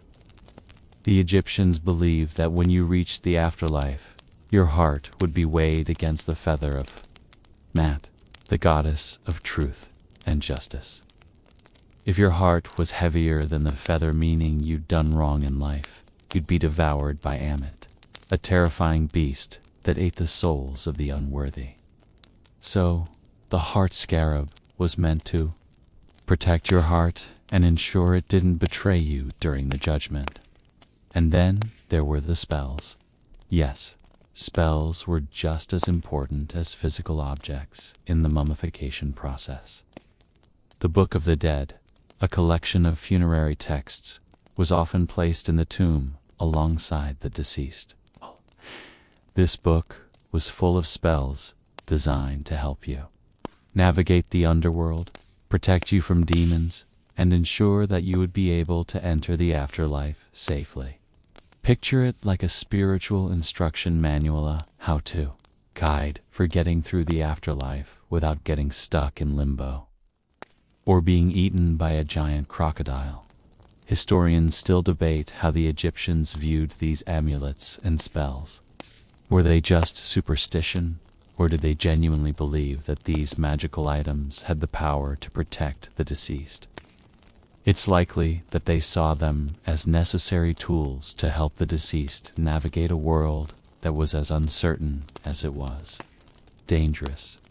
After all, the Egyptians were all about ensuring that you were well prepared for eternity, whether that meant physical preservation, magical protection, or both. But as you lie there, wrapped in your linen, surrounded by magic and offerings, there's one more important piece of the puzzle: your tomb. Yes, this final destination wasn't just about preserving the body. It was about making sure your soul would have a peaceful, protected home in the afterlife. The Egyptians believed that death wasn't the end. It was just the beginning of another, far more complex journey. Now that you're sealed up tight, wrapped in linen, stuffed with magic amulets, and resting comfortably in your tomb with all your provisions, you might think your journey is over. But hold up. It's a whole afterlife waiting for you. And this is where things get really interesting. For the ancient Egyptians, death wasn't the final chapter. It was the beginning of the real adventure. In fact, they believed the afterlife was the place to be. Forget the dreary existence of earthly life. In the afterlife, you were meant to live like a god, enjoying food, drink, and endless pleasure. But, as with anything in ancient Egypt, there were rules, and you had to prove you were worthy to join the gods in paradise. This was no VIP lounge. You had to navigate the underworld and undergo judgment. The first challenge you'd face after death was crossing the Duat, the Egyptian underworld. Imagine this as a vast, dark, and dangerous place full of trials, gods, and mythical creatures. Think of it as a cosmic obstacle course. The journey to the afterlife wasn't just about staying dead. It was about reaching Aru, the field of reeds, which was basically Egypt's version of paradise. This was where you'd get to rest eternally, surrounded by the comforts of life on earth, but without the pesky business of actually living. But before you could enter this paradisiacal afterlife, you'd have to pass judgment. This was a big deal. Your heart, which had been preserved and protected by those nifty heart scarabs, would be weighed against the feather of Mat, the feather of truth and justice. This moment was crucial, as the gods would determine whether you lived a good life or if your heart was burdened by guilt, sins, or wrongdoings. If your heart was heavier than the feather, it was bad news. You'd be eaten by Ammit, the soul-eating monster, and your soul would be lost forever. But if you passed the test, you'd be granted eternal life in the field of reeds. Historians still argue about how much the Egyptians truly believed in these trials and judgment rituals. Were they just symbolic, or did the Egyptians think that every person had to go through this to enter the afterlife? The truth is likely a bit of both. These rituals were a way of ensuring that people lived righteous lives, but they also provided comfort and a sense of purpose when facing death. The idea of facing judgment and being able to prove your worth was central to the Egyptian worldview. But let's not get too caught up in judgment just yet. There's more to the afterlife than just passing tests. If you passed the judgment, you'd also get to enjoy a variety of delights. Imagine enjoying a lovely meal of endless fruits, meats, and fine wines. No need to worry about gaining weight or getting sick. You'd have everything you could possibly need for eternity. Sounds pretty sweet, right? So, while you may have spent weeks being mummified, embalmed, wrapped, and buried, this is just the beginning. The real journey is only just starting, and it's all about navigating the afterlife with the protection of magic, gods, and a good heart. All right, so you've passed the test. Your heart is lighter than the feather, and you've entered the field of reeds. Congratulations, you're now in the afterlife, living the good life, free from the burdens of earthly existence. But hold on, your mummification and the journey to immortality weren't just about floating around in paradise.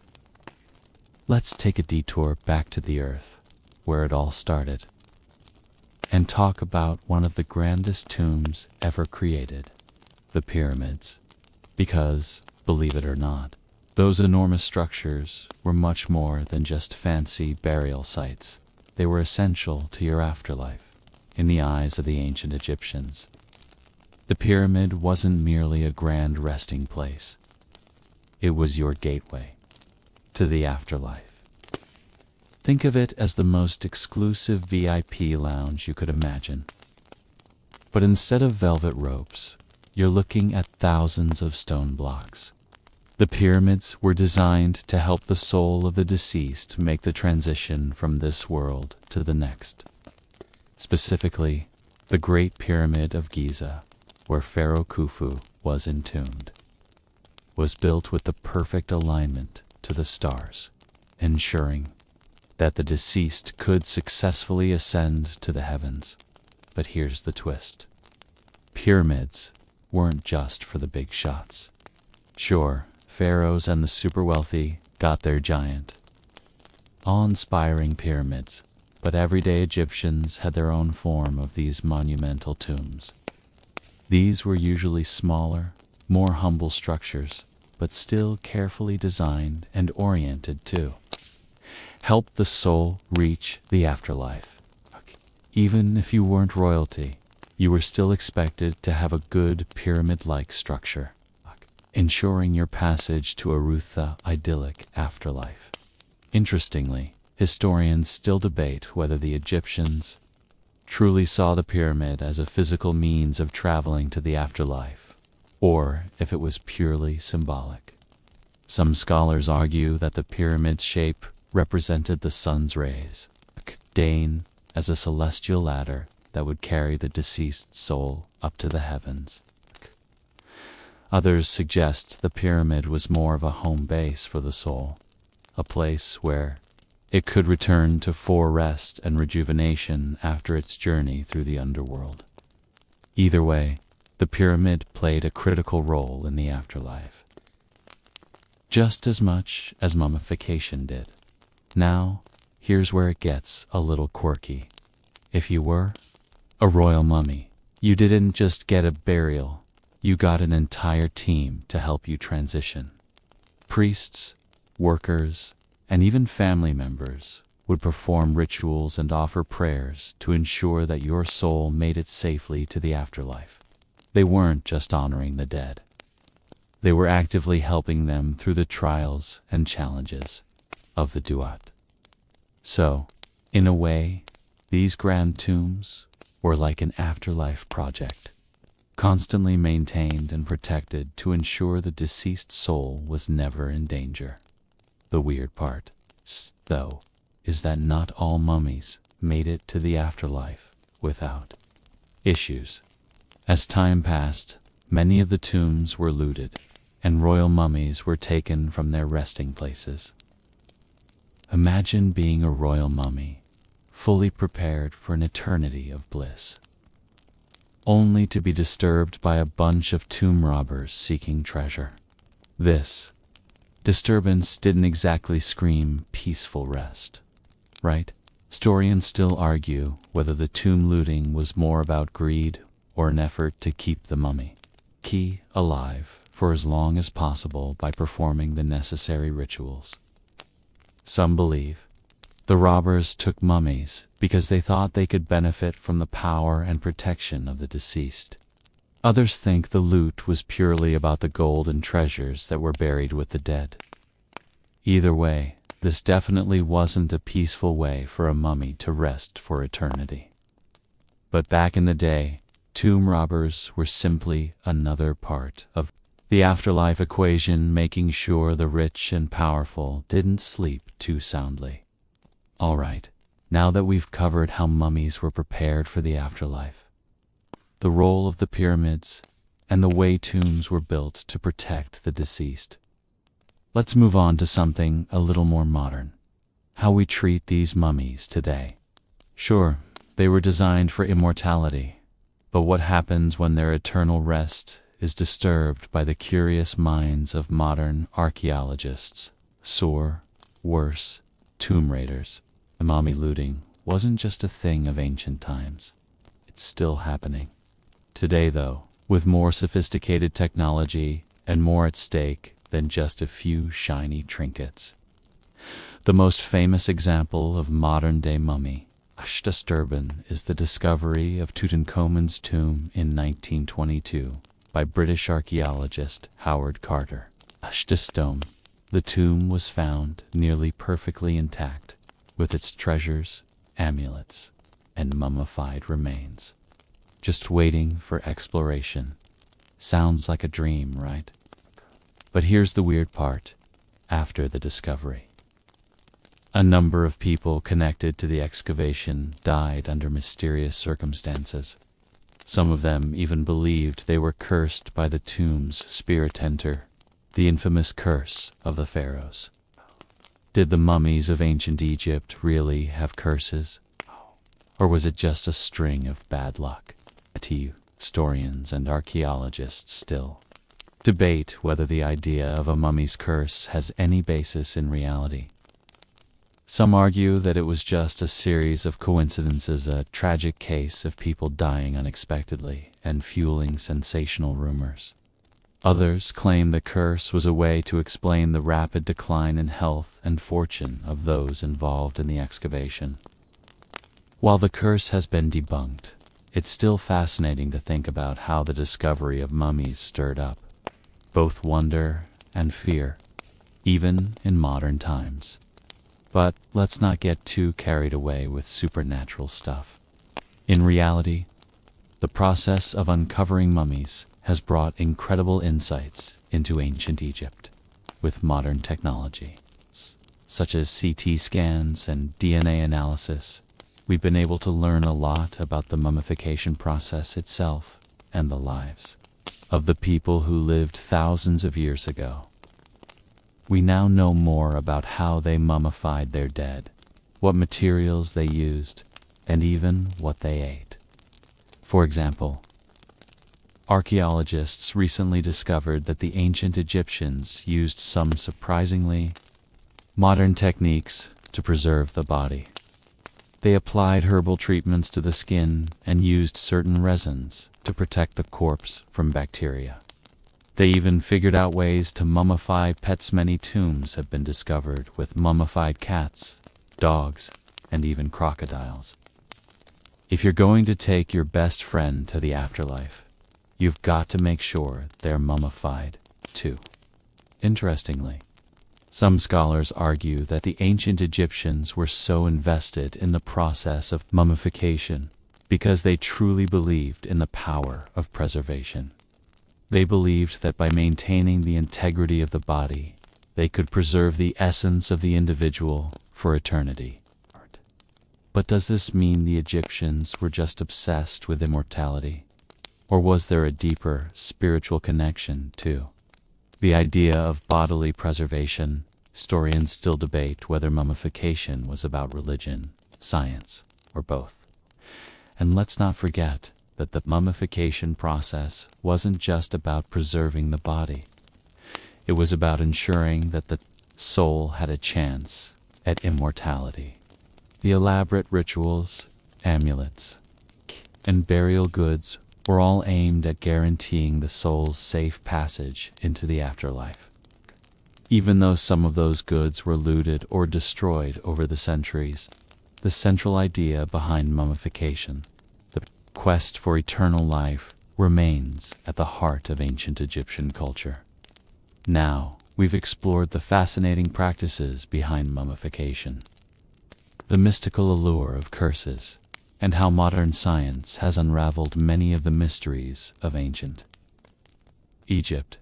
But let's take a moment to think about what happened after the tombs were sealed and the mummies were laid to rest. Over the centuries, the tombs were not always as safe and secure as the Egyptians hoped they would be. In fact, some mummies had a seriously rocky start to their eternal slumber. You see, tomb robbing wasn't just a hobby, it was a serious problem. In ancient Egypt, tomb raiders, desperate for treasure and jewels, would sneak into burial sites and plunder them for anything of value. But here's the kicker. They didn't just steal gold and gems. Many times the mummies themselves were taken and sold, or worse, desecrated. This was particularly common in royal tombs, where mummified pharaohs were often stripped of their valuables.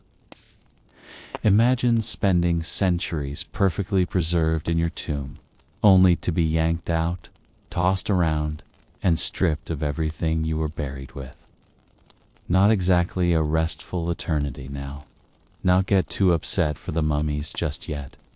Despite this, many of them survived their tomb robberies quite well. Some were reburied in secret locations, and in a few cases, priests and families went to great lengths to protect them. But for others, the fate was less than kind. The idea of robbing tombs wasn't just a thing of the past. In the 19th century, there was a rush of interest in ancient Egypt thanks to the discovery of royal tombs and the fascination with pharaohs. People began digging up ancient mummies and transporting them to museums across the world, where they were displayed for public consumption. While this may have been exciting for archaeologists and museum goers, it was another unwelcome disturbance for the mummies. But here's the twist. Some of these mummies weren't just of the royal variety.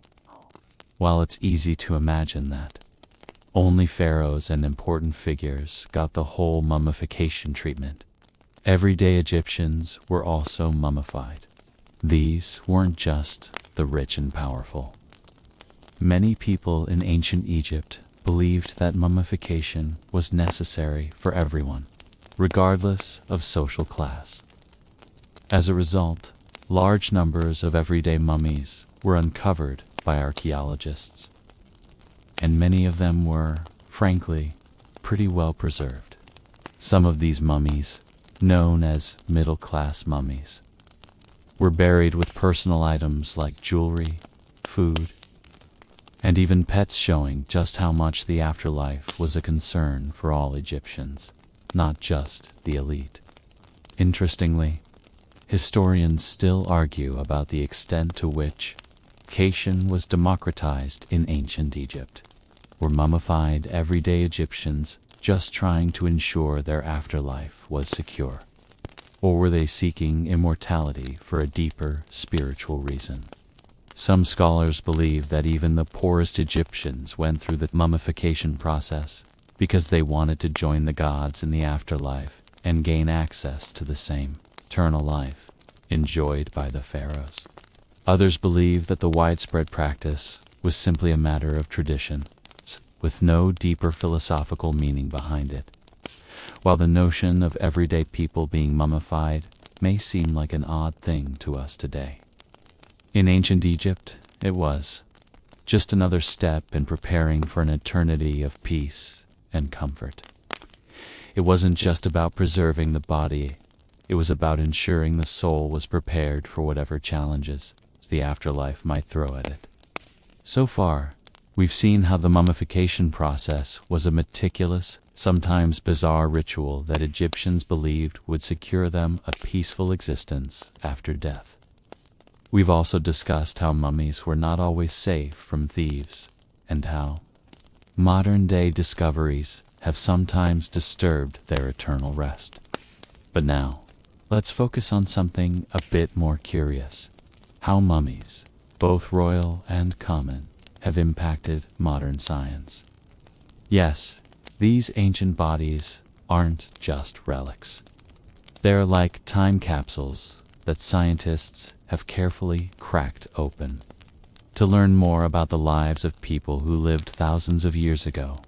One of the most intriguing aspects of studying mummies is how they've allowed researchers to learn more about ancient Egyptian society, diet, and even health, thanks to advances in medical technology. Archaeologists and scientists have been able to use CT scans, X-rays, and other non-invasive techniques to study mummies without unwrapping them. In fact, these high-tech tools have provided so much information about ancient Egyptians that we can now uncover details we never thought possible. For example, we now know that the ancient Egyptians were dealing with a variety of health issues, some of which are still relevant today. Take atherosclerosis, a condition where plaque builds up in the arteries. You'd be surprised to learn that this was actually common among Egyptians, even though they didn't have our modern junk food.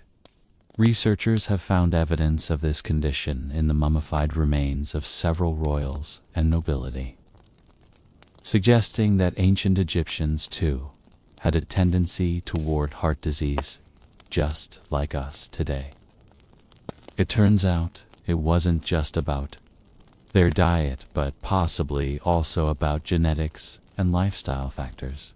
Another fascinating discovery has to do with the ancient Egyptians' medical knowledge. They were surprisingly skilled when it came to healing and surgery. Mummies have been found with signs of surgery-like trepanation, where a hole is drilled into the skulls, suggesting that Egyptians had a fairly advanced understanding of anatomy and medical practices. The idea that ancient Egyptians were performing operations, even on the brain, shows how much they valued both life and death. They wanted to ensure their bodies were well maintained while alive, and they also took great care to make sure their remains were preserved in the best way possible after death. But here's something that might make you rethink the whole preservation for a mortality idea: evidence of bad mummification techniques. Not every mummy was created equal. In fact, there are some mummies that were poorly preserved, and in some cases, it's clear that embalmers cut corners. Archaeologists have found mummies where the organs weren't properly removed, or the body wasn't adequately dried. In these cases, the preservation wasn't as effective, leading to a faster decay of the body and a less than ideal journey to the afterlife. So much for eternal life, right? This leads historians to believe that mummification wasn't always a flawless practice, and sometimes it was more about tradition than science. Historians and scientists still argue over the reasons behind these inconsistencies. Was it a lack of skill, or just a cost-cutting measure for less wealthy individuals? Could it have been a spiritual thing, where the soul was still believed to be capable of making it to the afterlife, even if the body wasn't perfect? Either way, the condition of a mummy tells us just as much about the person's life, and death has their treasures and burial goods. But let's not forget the most fascinating thing about these mummies. They're giving us glimpses into the past that we could never have imagined. Thanks to their preservation, we can learn about everything from their clothing and personal items to the diseases they had and even the way they lived their daily lives. Mummies aren't just bodies, they're windows into a world long gone. And they allow us to better understand not only ancient Egyptian culture, but also humanity's collective history. By now, we've explored the incredible ways mummies have been preserved, analyzed, and looted over the centuries. But there's one thing we haven't touched on just yet: the ethics of displaying mummies in museums and how this affects the way we view them today. Think about it. How comfortable are you with the idea of having a mummy on display for public viewing? Museums all over the world have collected mummies, and while some see it as a way to preserve ancient history and educate the public, others argue that it's deeply disrespectful to the deceased. The ethical debate surrounding mummies is an interesting one. For centuries, mummies have been displayed in museums as part of the fascination with ancient Egypt. But some have questioned whether it's right to put a preserved body on show, even if it's been dead for thousands of years. For many, mummies are more than just historical artifacts. They are sacred remains of individuals who were once alive, cursed with their own beliefs, customs, and hopes for the afterlife. It's one thing to dig up a tomb to learn about the past, but is it acceptable to put those remains on public display as if they were just objects in a museum collection? One of the most well-known instances of mummy display occurred in the 19th century, when mummies were often exhibited in mummy unwrapping events. These were public spectacles where the mummies were unwrapped in front of an audience, much like a performance. While this may seem bizarre by today's standards, it was seen as a curiosity during the time. People would pay to watch, and the process was often viewed with a mix of awe and grotesque fascination. It was a way of revealing the past, but it was also an objectification of the dead, a sort of morbid entertainment. Even today, we're still grappling with these questions. Some museums have taken steps to address these concerns, opting to display mummies in ways that acknowledge the spiritual and cultural significance of their preservation. For example, some museums now include detailed explanations of the mummification process, the burial practices of ancient Egyptians, and the cultural beliefs behind it all. This way, the display is not just about the mummy as an object, but as a part of a larger story, a story about life, death, and what happens in between. There's also the growing movement of repatriation, where countries like Egypt are calling for the return of mummies and other artifacts that were taken during colonial times. They argue that these items belong in their rightful place, where the culture surrounding them can be fully understood. In recent years, we've seen a number of museums return mummies and other ancient artifacts to Egypt, acknowledging that the cultural significance of these items goes beyond simple historical interest. Instead of displaying them for curiosity's sake, many believe that these mummies deserve a respectful and meaningful resting place. Historians still debate whether mummies should be displayed at all, with some arguing that it's a form of cultural appropriation, while others feel that the educational value justifies it. It's clear that the mummies of ancient Egypt hold incredible historical and scientific value. But as we continue to study them, we have to ask ourselves, at what point do we stop treating them as objects of curiosity and start respecting them as individuals? The question of ethical display is something museums, scholars, and visitors alike will continue to grapple with. And while we're reflecting on this, let's not forget that the Egyptians themselves thought of mummification as a deeply sacred practice. It was a way of ensuring their loved ones could rest peacefully and transition to the afterlife with dignity. The tomb, the offerings, and the careful rituals around the process were all part of honoring the dead. When we visit these mummies in museums, are we continuing that reverence, or are we turning them into relics for entertainment? That's a question we may never fully answer. But it's certainly one worth thinking about as we look at these fascinating, preserved figures from an ancient world. Now that we've delved into the ethics of mummy display and the debates surrounding their treatment, let's talk about something truly fascinating: the modern science behind reawakening mummies.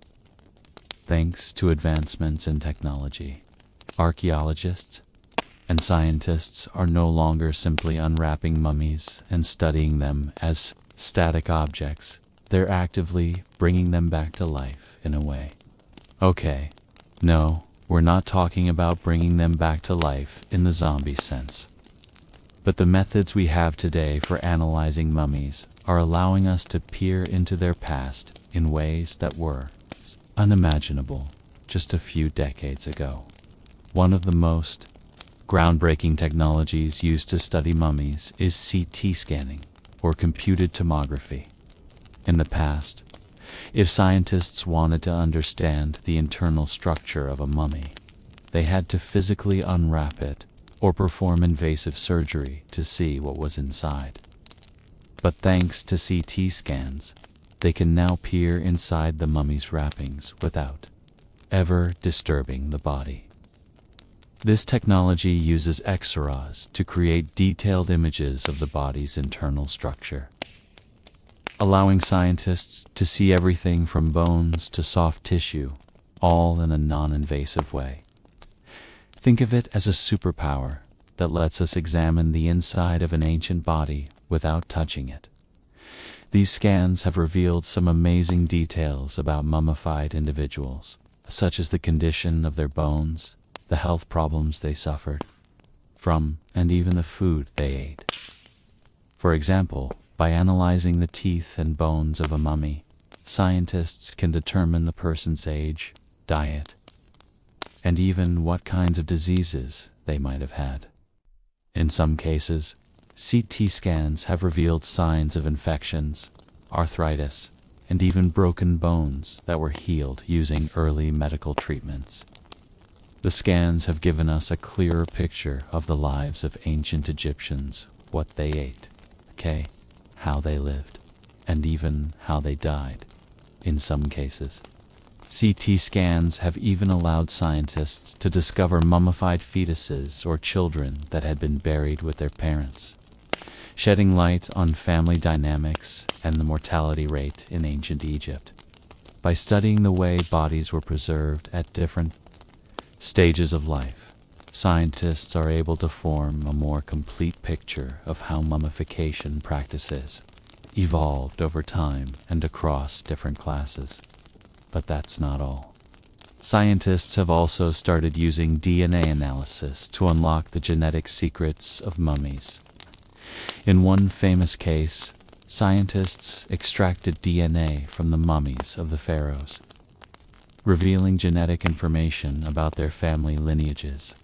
These genetic studies have uncovered fascinating details about royal bloodlines, showing how closely related some of Egypt's most famous pharaohs were. They've also helped us understand the spread of diseases like malaria, which may have played a role in the deaths of some Egyptian rulers. In fact, the presence of malaria in ancient Egypt is a hotly debated topic. Still aren't entirely sure whether the disease was a significant factor in the ancient world, or if it's just a recent discovery in the mummy's DNA. Historians and scientists continue to debate the results of DNA studies. Some argue that the genetic evidence supports a much clearer understanding of Egyptian royal families and their health issues, while others believe it raises more questions than it answers.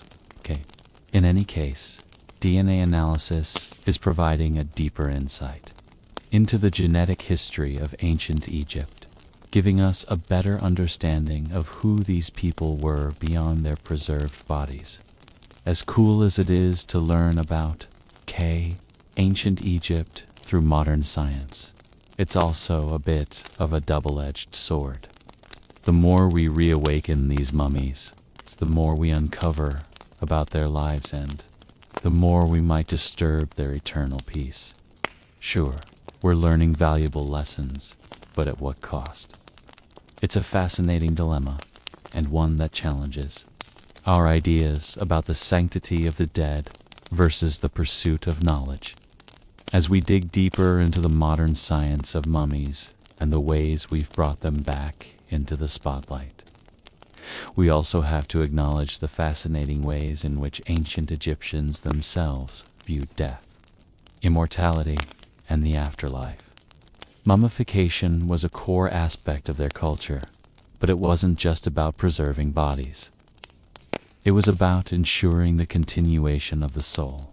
So, let's step back for a moment and look at the broader, spiritual framework that underpinned all these elaborate practices for the ancient Egyptians. Death wasn't the end of the journey, it was just the beginning of a much bigger adventure. They believed in an afterlife that was both a continuation of life on earth and a spiritual quest, full of challenges and rewards. At the heart of their beliefs was the concept of the Ka, the life force or spirit that every individual carried. With them, upon death, the Ka needed a place to rest and continue its existence, and that's where mummification came in. The preserved body acted as a vessel for the Ka, ensuring that it would have a home and could enjoy the comforts of the afterlife. But mummification wasn't just about making sure the body didn't rot away. The Ba, another part of the soul, was also crucial in the afterlife journey. While the Ka stayed with the body, the Ba was believed to be more mobile. It could leave the tomb and travel freely. The Ba was often depicted as a bird with a human head, soaring through the heavens and the earth. After death, the Ba would visit the body in the tomb, and mummification helped ensure that the soul could find its way back to the body when needed. This duality of the Ka and Ba was part of the reason the Egyptians went to such great lengths to preserve the body. If the body was destroyed or decayed beyond recognition, the soul would not be able to reunite with it, which would prevent the person from achieving eternal peace. This belief system shaped their approach to death and the afterlife. Mummification wasn't a way to cheat death, but a way to ensure a peaceful and successful transition into the next life, beyond the preservation of the physical body. Egyptians also believed in a system of judgment in the afterlife. After passing through the underworld, the deceased would be brought before Osiris, the god of the dead, for judgment. The heart of the deceased would be weighed against the feather of Mat, the goddess of truth. If the heart was found to be pure and balanced, the person could enter the heavenly fields of Aru, where they would live in peace, free from suffering and full of abundance. But if the heart was heavier than the feather, it would be devoured by Ammit, the terrifying creature, with the head of a crocodile, the body of a lion, and the hindquarters of a hippopotamus. This judgment was the final test to determine whether or not you would live forever in bliss or be lost forever. It's interesting to note that some historians still debate the extent to which ancient Egyptians truly believed in the afterlife. Were the elaborate burial practices purely for the benefit of the living, who wanted to ensure their loved ones had a safe passage? Or were the rituals deeply spiritual acts for the deceased, helping them reach their ultimate destination? Some believe that the emphasis on preservation, rituals, and offerings was as much about reassuring the living as it was about helping the dead. After all, People weren't just preparing for death, they were preparing for the afterlife. A place that required as much care and attention as life itself. As we examine the mummies that remain from ancient Egypt to Goya, we're not just looking at well-preserved corpses. We're looking at a culture deeply concerned with the continuity of life and the preservation of the soul. The mummification process, from the removal of organs to the careful wrapping of the body, was all part of a much larger spiritual journey. And it's this sense of purpose and belief that makes studying Egyptian mummies so fascinating, because they are not just ancient artifacts. They are the remains of a people whose worldview was profoundly shaped by a belief in life after death, and whose efforts to preserve that belief still echo through the centuries. When it comes to mummification, the Egyptians did some really unusual things, and one of the oddest was their decision to throw away the brain.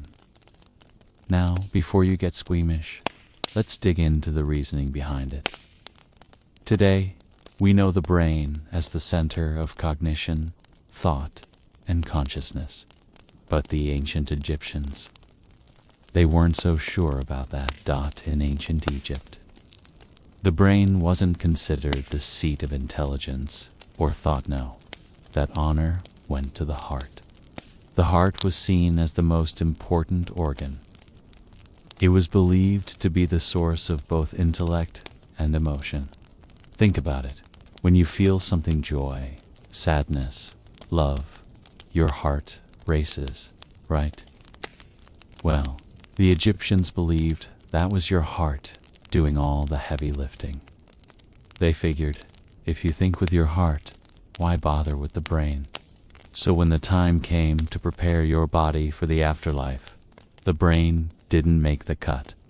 The brain was removed during the embalming process using a long hook, which would be inserted through the nose to liquefy and extract it. The brain was discarded, often through the same nostril it was removed from. And while we'd call that rather, well, inefficient today, the Egyptians believed that preserving the heart was much more critical for your journey to the afterlife. Historians still argue whether the brain's dismissal was purely practical. Perhaps it was too difficult to preserve, or if the Egyptians genuinely didn't care much for it. Either way, this wasn't just about scientific ignorance. It was an integral part of their spiritual belief system. Asterisk now. Let's shift gears a bit and talk about the other side of life, the importance of beauty in ancient Egypt. If you think today's beauty standards are a lot of work, well, you haven't seen anything yet. The Egyptians had some pretty extreme methods of maintaining their appearance, and they took their beauty rituals seriously, even if it involved some bizarre treatments. For starters, both men and women took skincare very seriously. The Egyptians were all about clear, glowing skin. But to achieve this, they used a mix of oils, perfumes, and salves. But they didn't just dab on a little moisturizer, oh no. They made sure to use ingredients like aloe vera, honey, and even animal fats. One of the more strange practices involved using crocodile dung. Yes, you read that right. Crocodile dung was believed to have healing properties and was often used as a face mask or body treatment. Okay, I'll leave the details of that to your imagination. Then there were their iconic eyeliner looks. The Egyptians were known for their striking eye makeup, often applying thick lines of malachite, green, and coal black to both protect their eyes from the harsh desert sun and ward off evil spirits. These bold eye shapes weren't just about aesthetics. They also served as a form of spiritual protection. But the beauty treatments didn't stop at the face. There was an elaborate process for maintaining body hair. which, unsurprisingly, was often shaved off or removed in some form. Historians debate how far these beauty standards were a matter of self-care versus cultural symbolism. Was it about keeping up appearances, or was it deeply tied to their religious and spiritual beliefs? Either way, the ancient Egyptians weren't afraid to go all out for their beauty rituals. No quick fixes here. Asterisk now. On to one of the most famous myths surrounding mummies, the idea of the mummy's curse. You've probably heard stories about the curse of Tutankhamun's tomb. It's where those who disturbed the pharaoh's final resting place supposedly met untimely, often mysterious deaths. So, did the Egyptians really curse their tombs? Or was this just a clever myth to keep tomb robbers at bay? Let's get this straight now. The Egyptians didn't leave behind curses written in hieroglyphs. The curse legend really started gaining traction in the early 20th century when archaeologist Howard Carter uncovered the tomb of Tutankhamun in 1922. After the tomb was opened, several people associated with the discovery died under unusual circumstances, including Lord Carnarvon, who funded the excavation. The press quickly sensationalized these deaths, linking them to a curse that had been placed on the tomb. But here's the kicker. Modern scientists and historians believe there's no curse. Instead, the cause of death can often be explained by natural causes, like infections due to bacteria in the tomb, or even the sheer stress and excitement of the discovery. Some also suggest that the curse narrative was a product of media exaggeration, capitalizing on the mystery and allure of ancient Egypt.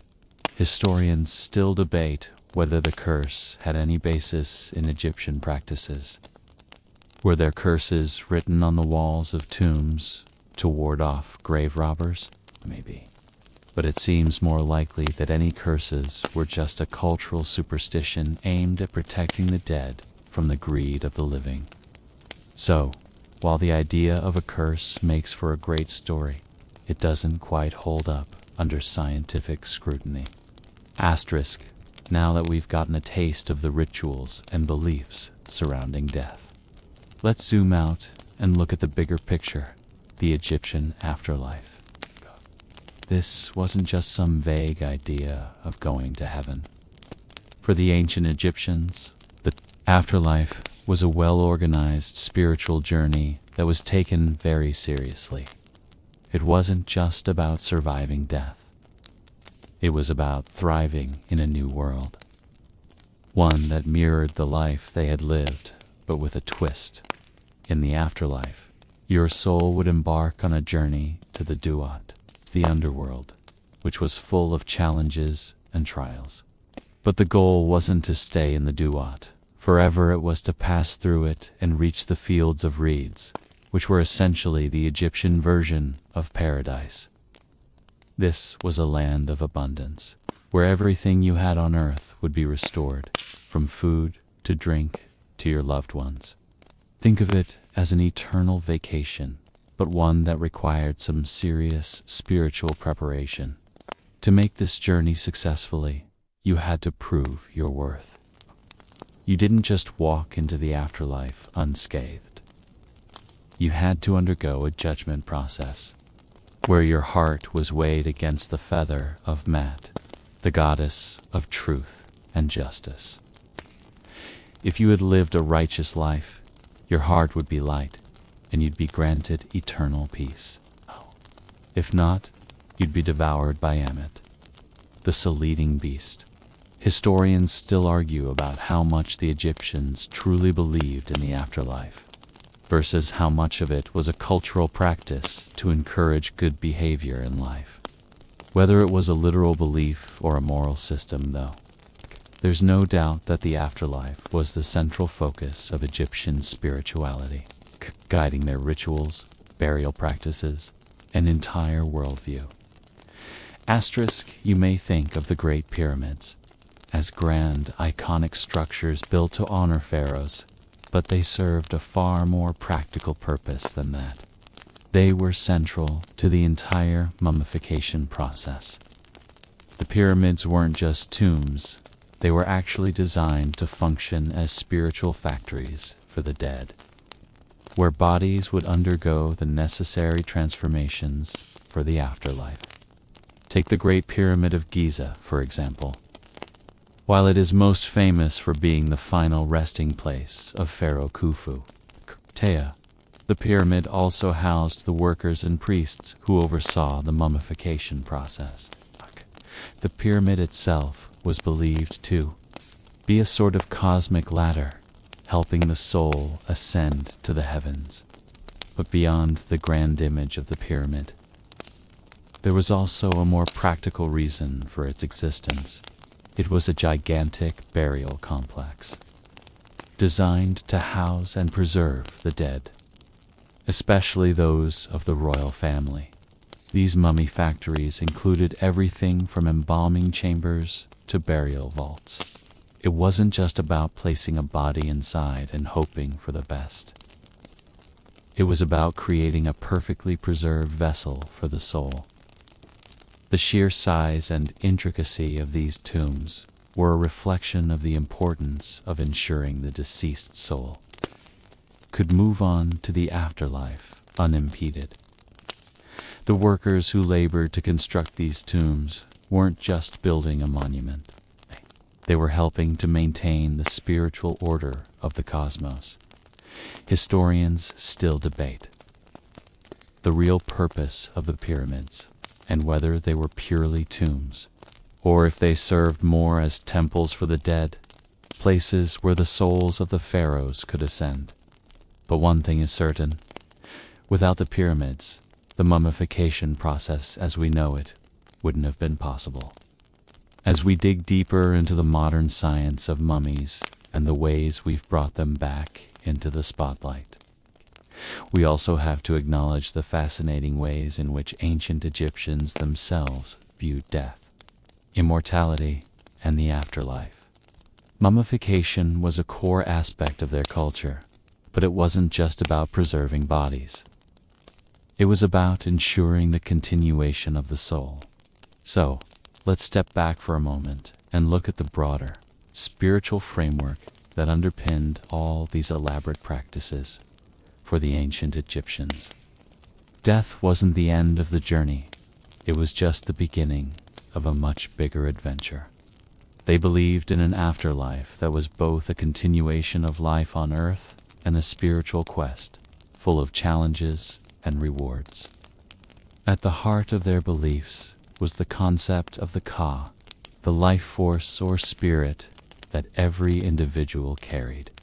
With them, upon death, the Ka needed a place to rest and continue its existence, and that's where mummification came in. The preserved body acted as a vessel for the Ka, ensuring that it would have a home and could enjoy the comforts of the afterlife. But mummification wasn't just about making sure the body didn't rot away. The Ba, another part of the soul, was also crucial in the afterlife journey. While the Ka stayed with the body, the Ba was believed to be more mobile, could leave the tomb and travel freely. The Ba was often depicted as a bird with a human head, soaring through the heavens and the earth. After death, the Ba would visit the body in the tomb, and mummification helped ensure that the soul could find its way back to the body when needed. This duality of the Ka and Ba was part of the reason the Egyptians went to such great lengths to preserve the body. If the body was destroyed or decayed beyond recognition, the soul would not be able to reunite with it, which would prevent the person from achieving eternal peace. This belief system shaped their approach to death and the afterlife. Mummification wasn't a way to cheat death, but a way to ensure a peaceful and successful transition into the next life, beyond the preservation of the physical body. Egyptians also believed in a system of judgment in the afterlife. After passing through the underworld, the deceased would be brought before Osiris, the god of the dead, for judgment. The heart of the deceased would be weighed against the feather of Mat, the goddess of truth. If the heart was found to be pure and balanced, the person could enter the heavenly fields of Aru, where they would live in peace, free from suffering and full of abundance. But if the heart was heavier than the feather, it would be devoured by Ammit, the terrifying creature, with the head of a crocodile, the body of a lion, and the hindquarters of a hippopotamus. This judgment was the final test to determine whether or not you would live forever in bliss or be lost forever. It's interesting to note that some historians still debate the extent to which ancient Egyptians truly believed in the afterlife. Were the elaborate burial practices purely for the benefit of the living, who wanted to ensure their loved ones had a safe passage? Or were the rituals deeply spiritual acts for the deceased, helping them reach their ultimate destination?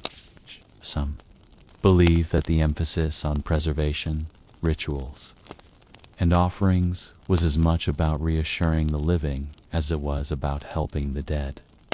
After all, people weren't just preparing for death, they were preparing for the afterlife, a place that required as much care and attention as life itself.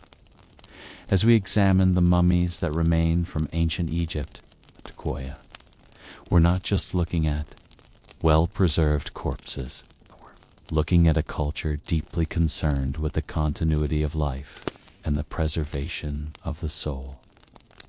The mummification process, from the removal of organs to the careful wrapping of the body, was all part of a much larger spiritual journey.